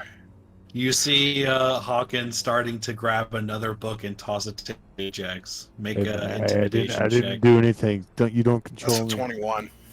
Okay, sorry. What do I gotta roll to counter the my own intimidation? Sure. Yeah. Counter intimidation. 24. Wow. Come on. He is steadfast in his Alright. determination to lob another I'm gonna book at you. I'm gonna pick up a book from behind him with a mage hand and then like drop it on his head. He's in a hallway, nowhere near any bookshelves. So Give me the biggest encyclopedia you got back Hey. there. didn't he just get a book thrown at him? Yeah, from the one you gave to Ajax. Yeah. He's So gonna I pick it picked back that up. book. Oh, you're gonna pick that one up. Okay. Yeah. Okay, so you'll have to. How far away can you control it from? I think it's 30 feet. Hmm. Yeah, 30 feet. Then you're gonna have to move up to do that. But so yeah, you can move up to do that as you are arguing with the half orc in the door that is sobbing, but steadfast and determining to wanting to throw another book at you. You see a tiny little robot gnome kind of walking up to underneath the desk. It's kind of hard to see him from your vantage point now, but you don't think it could be anything good. What's your pet doing? Hawkins, he just called you a pet. I feel like you could probably want to maybe teach him a lesson.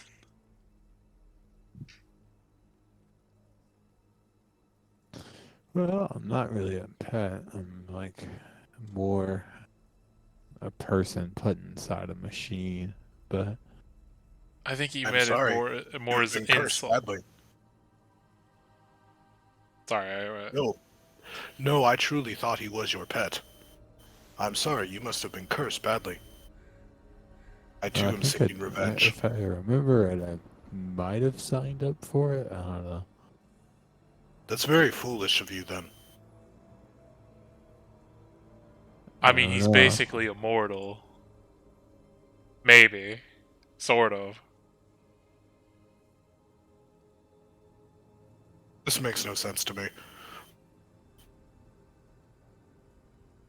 Are you still gonna do the thing you wanted to do, Hawkins? Yeah. Jareth, make a dex saving throw, please. Alright. Against Hawkins' spell save DC.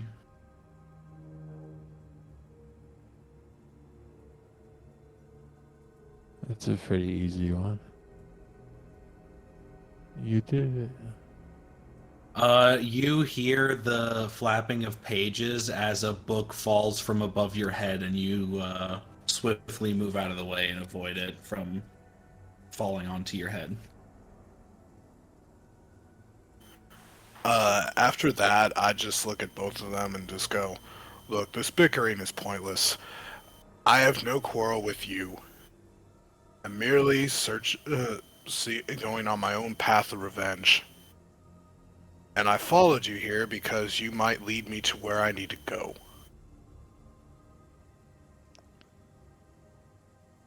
And see, that's all I needed from you. To say that you had no ill will towards us. You threw a book at me. I didn't appreciate that. Well, you tried to act like a statue and weren't responding, so I felt it's the best course to hit you. That's how you become invisible. If you don't move, they can't see you unless you're magic, and you're clearly magic. I'm just gonna point to the ceiling and then fucking like Eldritch Blast. Yeah, you see a bolt of green energy fly out of his finger and scorch into the ceiling. Yeah, as I said, you're magic. That's Look how at you it though. saw me. I think even if I weren't magic, I probably could have saw you. But Oh, regardless, that's ridiculous. just be glad I used the book instead of, as I'm still like, I would be holding the glaive and have retracted it by now. Just be glad I didn't use this. As I point to my weapon that's all fucking mold, fungus, slime covered fucking glaive that I have. There's also a couple eyeballs. Oh yeah, you can't forget the extra eyeballs. What? Eyeballs? Yeah, there are a couple of eyeballs in the part of his weapon where the blade attaches to the hilt, or to the staff rather. What? I'm not even going to bother asking. Do you know how the best course of action to get out of here? I mean, there's always, you could just leave through the door we came in through. That's an option. Although, you won't find any of the cool stuff that's here, or what the hell this tower actually is.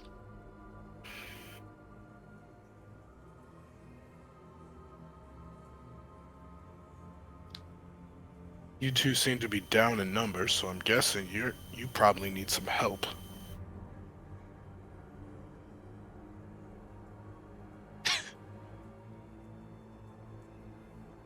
As like I'm preparing to walk around the table and go back to what I was doing, I turn to him again and be like, "Look at my burn marks."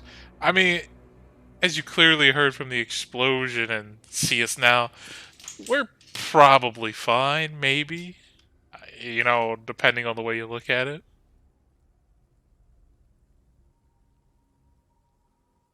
Yeah, sure. You keep thinking that.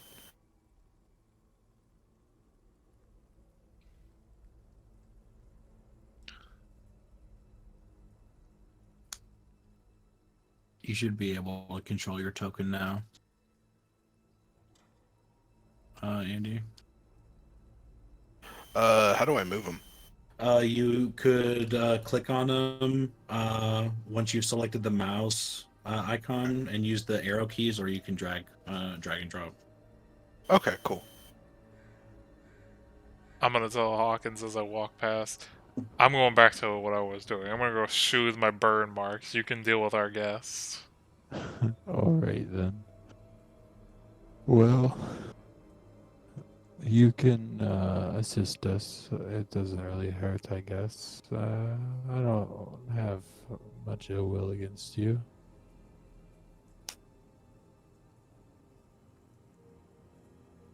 So, Hawkins, you're placed inside a mechanical body. Yes.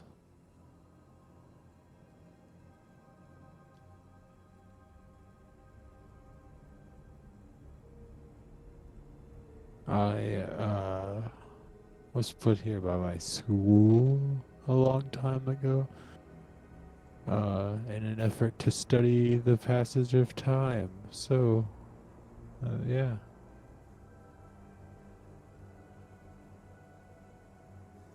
See.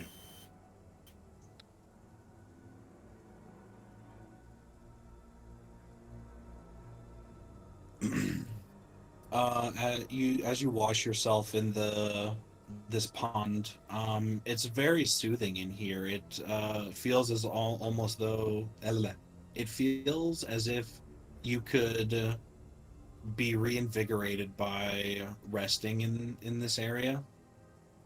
Yeah, I was gonna say, if the water's not like, hey, you're gonna fucking die in it, I'm probably gonna just soak for a fucking 15 minutes short rest. Yeah, so if you take a short rest in this little pond room, you get to roll um, double hit dice. Wow, fucking take Every hit dice you roll is the face total is double. 12. Heck, I'm gonna go bathe in there. All right. It's a very soothing atmosphere because the walls are 12 feet high. It kind of cuts you off from the surrounding room, but it's still like that quiet atmosphere of a library and like the slight lapping of the pond, and like slight rustling of the bushes around. It's a very serene feeling.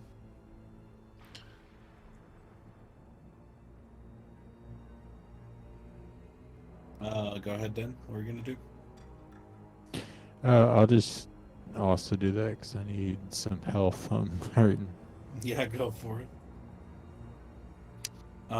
You can also see that the door on the other side of the this room is also wide open.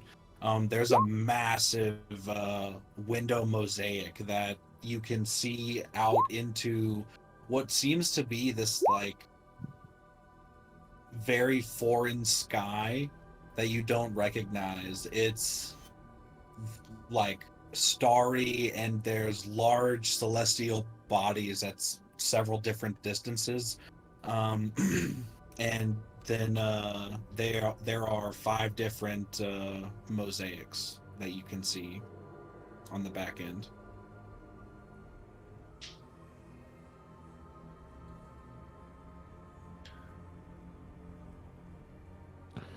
Interesting. Well, after our little soak, I'll ask Hawkins and I guess our newfound. What was his name again? Earth. Jareth. Urilla? Or Urilla? Jareth. Jareth, okay.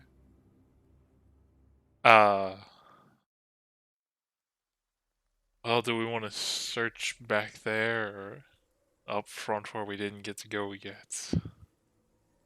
I say we press forward.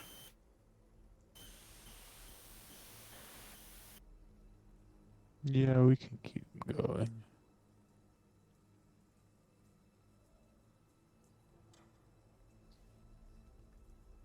As you guys go out through those doors, you can see it's almost a mirror copy as it is on the other side, except there's even more books on this side of the meditation room. There are mirrored suits of armor. Every single one that you've seen so far is actually a different suit of armor than the kinds that you've seen so far. They all seem kind of like they're placed on stands, as if you could actually like take them off and wear them. But they're made as if they're made for giants. They're massive suits of armor. Does this one look like any particular kind of like, I guess, giant animal, whatever you want to call it? You could say it's armor made from pieces of a large dragon. It seems it's missing a horn, and there's a strange eye in the center of the head or helmet.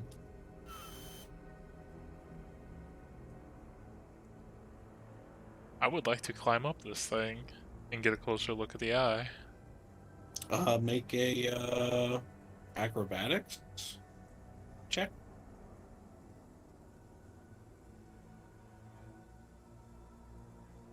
Sure. 20. Yeah, you nimbly grab onto the forearm and swing yourself up and do a tic tac up the chest and land on the shoulder. And you're standing there, and you lean down and look at the eye, and it looks to be a yellow kind of gem.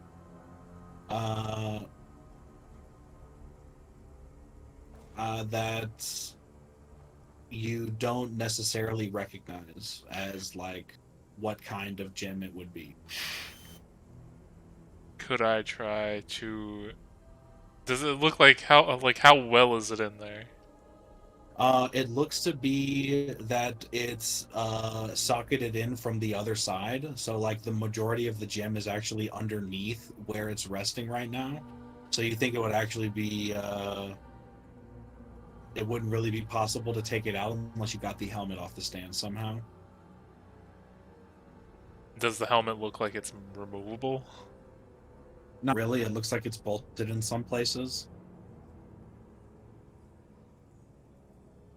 Hmm. And the stand itself, like this whole structure thing, besides it look like it's made out of dragon bone, what does the actual foundation of the stand look like it's made out of? Stone? Wood? It's like a weird jadish marble.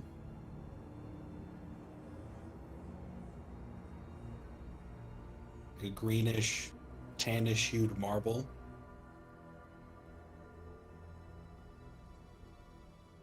It's very beautiful. It's even inlaid with like slight gold featherings.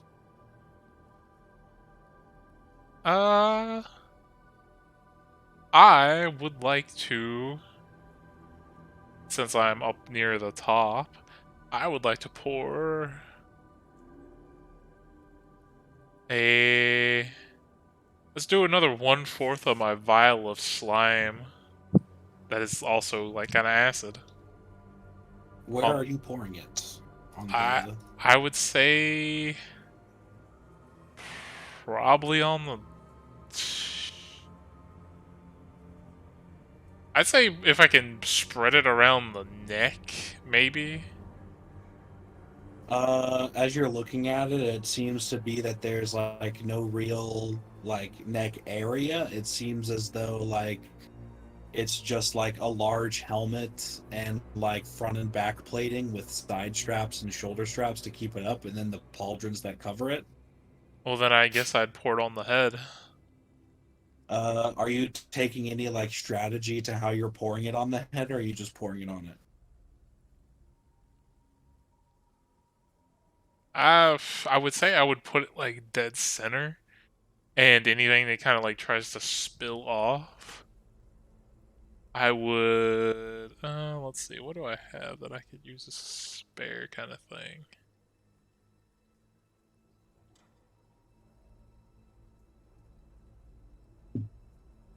Okay, yeah, I'll use one of the tips of my arrows to kind of like keep whatever's gonna try to spill off to like kind of just scrape it back on there, because I'm only using like 1/4 of what I have out of Yeah. my 3/4. Um, so as you start to pour it out, it oozes very slowly like molasses. You wait until like a nice fourth-sized globule ends up forming, and you use the tip of one of the arrowheads to just like cut it off really quick. You put the stopper back on, it plops down onto the helmet, and it starts to actually move a little bit quicker than what you would expect. It almost kind of like starts to slide around very rapidly, and as you start to try to like keep it on the helmet with the arrowhead, it seems to be taking like a lot of effort and is actually very difficult, and you start to lose bits and pieces here and there, and ever like say as you keep doing it, if you do it for like a minute or so, like you lose it about half of it, and if you continue you look like you're going to keep losing more. Huh. So this has got to be acid resistant.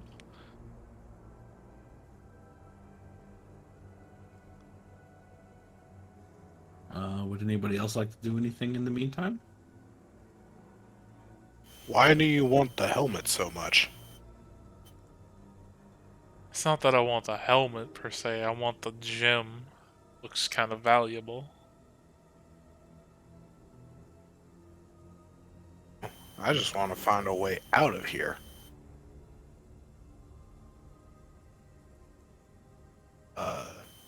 Do I look around? I look around like, do I see like a way out of this room outside of the way we came in? You don't. As you come over to this side, you start examining this wall, and you can see that this is like a little two-step landing right here that leads up on these staircases that look like they climb all the way up to the top of the bookshelves, and you could walk along the top of the bookshelves if you went up the stairs. But along those back walls are large mosaics that are depicting different images. The largest piece in the center is a depiction of a large castle on a floating piece of land. The next piece to the right of that is a beautifully detailed depiction of a forest with a large cabin kind of hidden in the trees. The one to the right of that is has like a knight in full armor, boasting a jousting lance with like tournament regalia and decorations kind of around. And then behind the center figure of the knight, there's also several other smaller characters that are all wearing various gears, like gear and equipment. To the left of the centerpiece, there is a like very enchanting and almost impossibly beautiful depiction of a theater with a play being performed in the center. The way that they use the reds and browns to depict the actual theater itself is absolutely breathtaking. And then the furthest left piece is a brilliant and shining representation of a white-looking dragon that's flying over a mountaintop.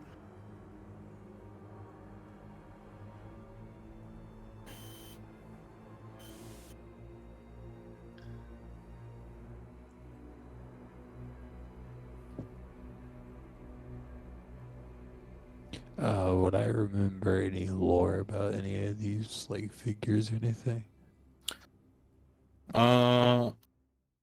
Roll a Arcana and a History check, please.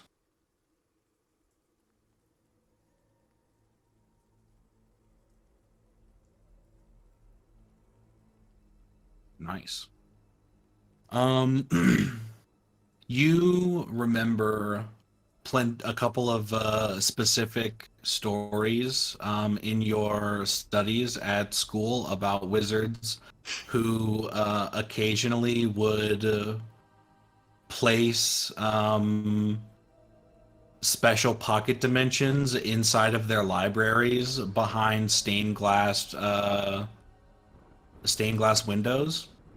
And this very much feels like it fits the bill of the 2 or 3 different cases you've come across in your studies. That's from your Arcana, sorry. And then from your history, as you look at the different pieces, the one depicting the knight seems to be a classic representation of the Royal Jousting Tournament. The centerpiece seems to be something that's not necessarily entirely familiar. You've heard like tales and like read legends of like castles on floating islands, but you haven't really come across anything in your studies that have shown that they actually exist. And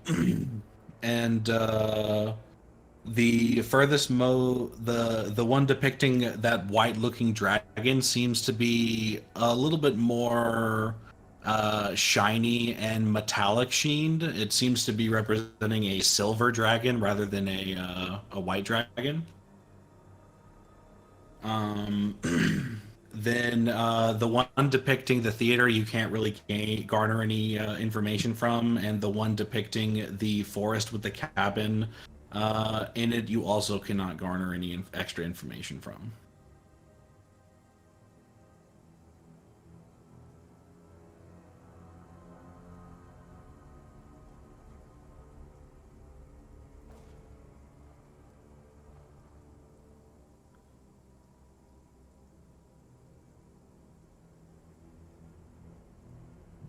Uh, would I have to get down, or could I try it while I'm kind of like, I guess, up here to see, like, I guess aiming right, right below where the helmet ends? See if my Eldritch Blast would kind of do anything to like the base stand itself. Yeah, roll an attack.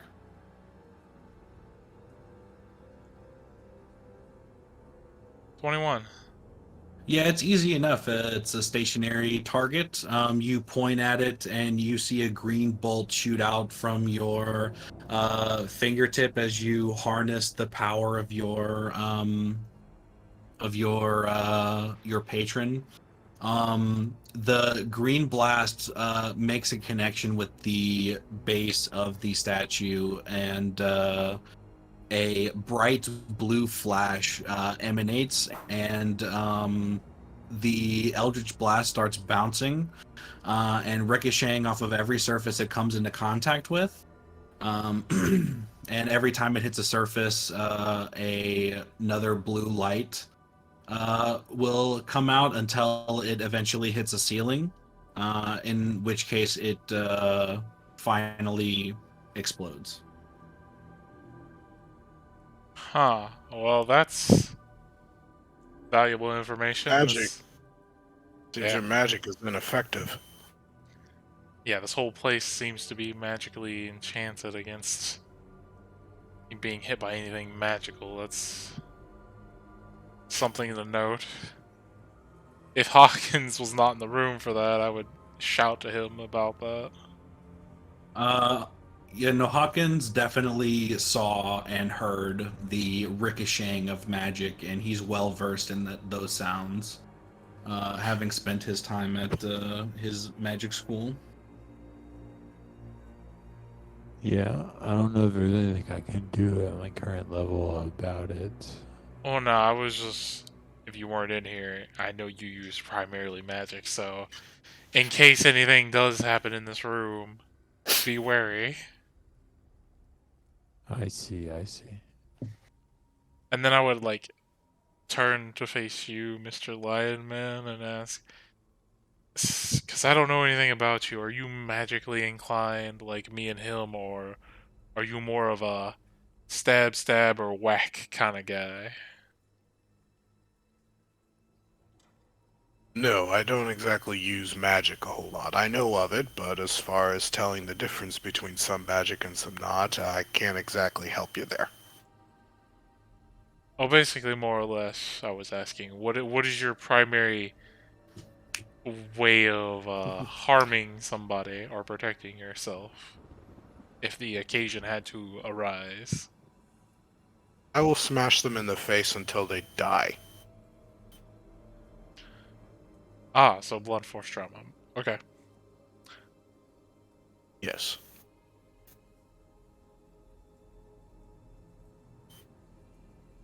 Well, then, would you say you are strong? Like I'm one physically, of the physical strength? I'm one of the strongest of my pride. Well, then, would you like to try to help me to see if we can maybe make this thing budge a little bit? Combine strength to see if we can maybe make this thing break.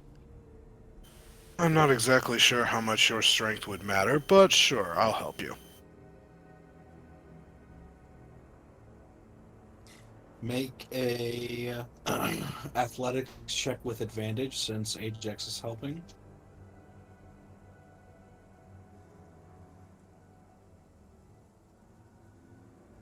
Let's see, we got a 23. As you push, the statue starts to bend backwards ever so slightly, and as it does, the floor underneath it lights up blue, and the statue kind of shakes a little bit. Its head looks down at both of you, and it immediately just pushes you backwards 15 feet. Both of you, please make dexterity saving throws as the arms come out from its resting position and shove you back. 7. 5. Both of you get shoved back 5, 10, 15 feet to here. And after you guys get shoved back, it brings its hands up to its hips and like bends down slightly and cocks its head a little bit to the right, and then its arm reaches out and it points a finger up to the ceiling, and then it wags it left and right, and then it goes back to its original resting position, and the blue flash happens again, and it stops to move. It stops to move. It stops moving. Okay, so the statues are also alive. Another good thing to note down. I figured that was obvious with this place being magical. I mean, you never know until you actually find out. But I also feel like it'd be easier just to have a big freaking sign that says, hey, statues are alive.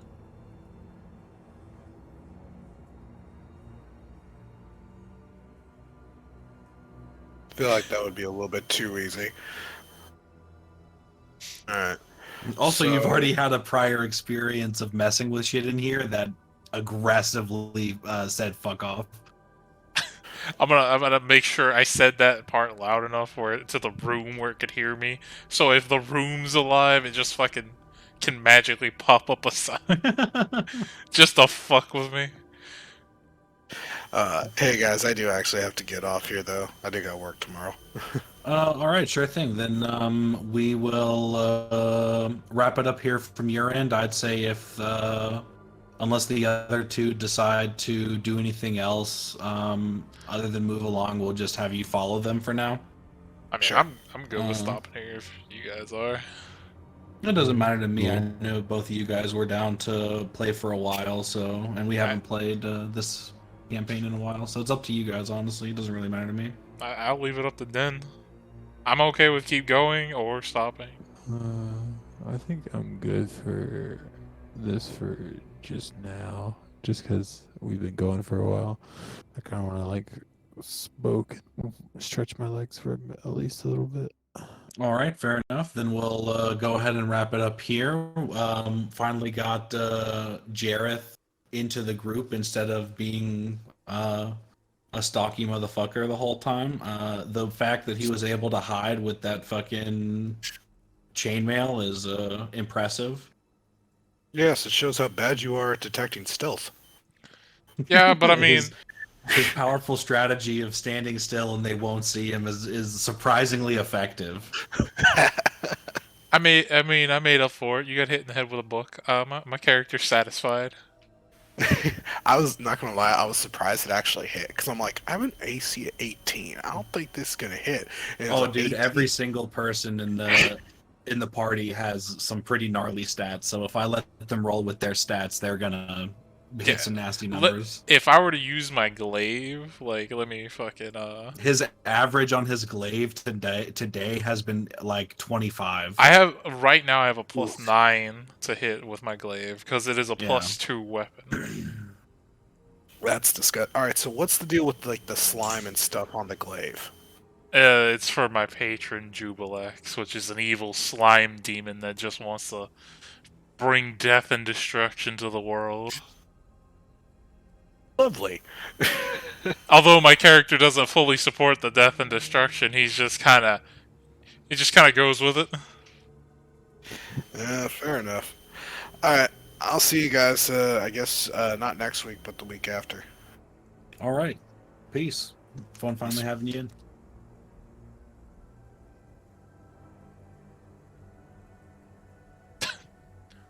How'd you like this session and running into fucking Fizzledung, whatever the fuck his name was?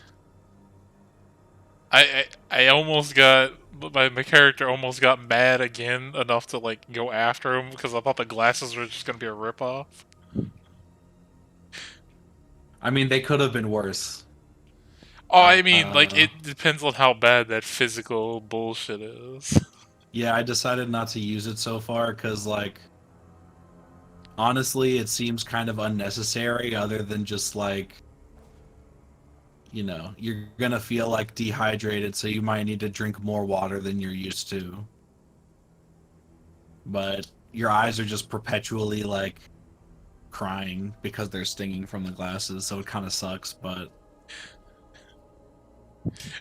Here's the question: if I wear the glasses and the Oni mask at the same time, do the fucking other things just cancel each other out and I roll with normal? on a technicality, I'd have to say yes. Yes, I can cheat the system. Though you do completely lose the advantage that the glasses give you and just have the disadvantage that the glasses are giving you otherwise. I mean, it's not bad of a trade-off unless I fucking. True. But yeah, I think this was a good session, honestly. I'm excited to see what you guys do with the loot and the turnip kit and the cup, because those are also some funny items. I mean, we didn't even get to what the loot does. We'll find that out next time, I guess.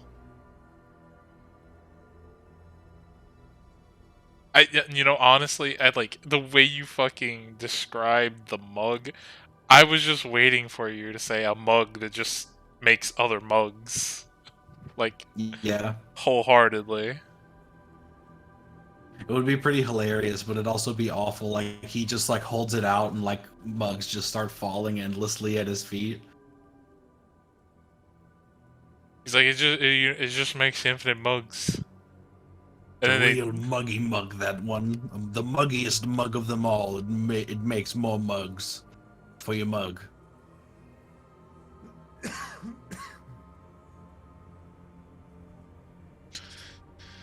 Shit. Also, I am happy that I got to hit him with a book. I think that's my highlight. Yeah. I'm excited to see what you guys do from here.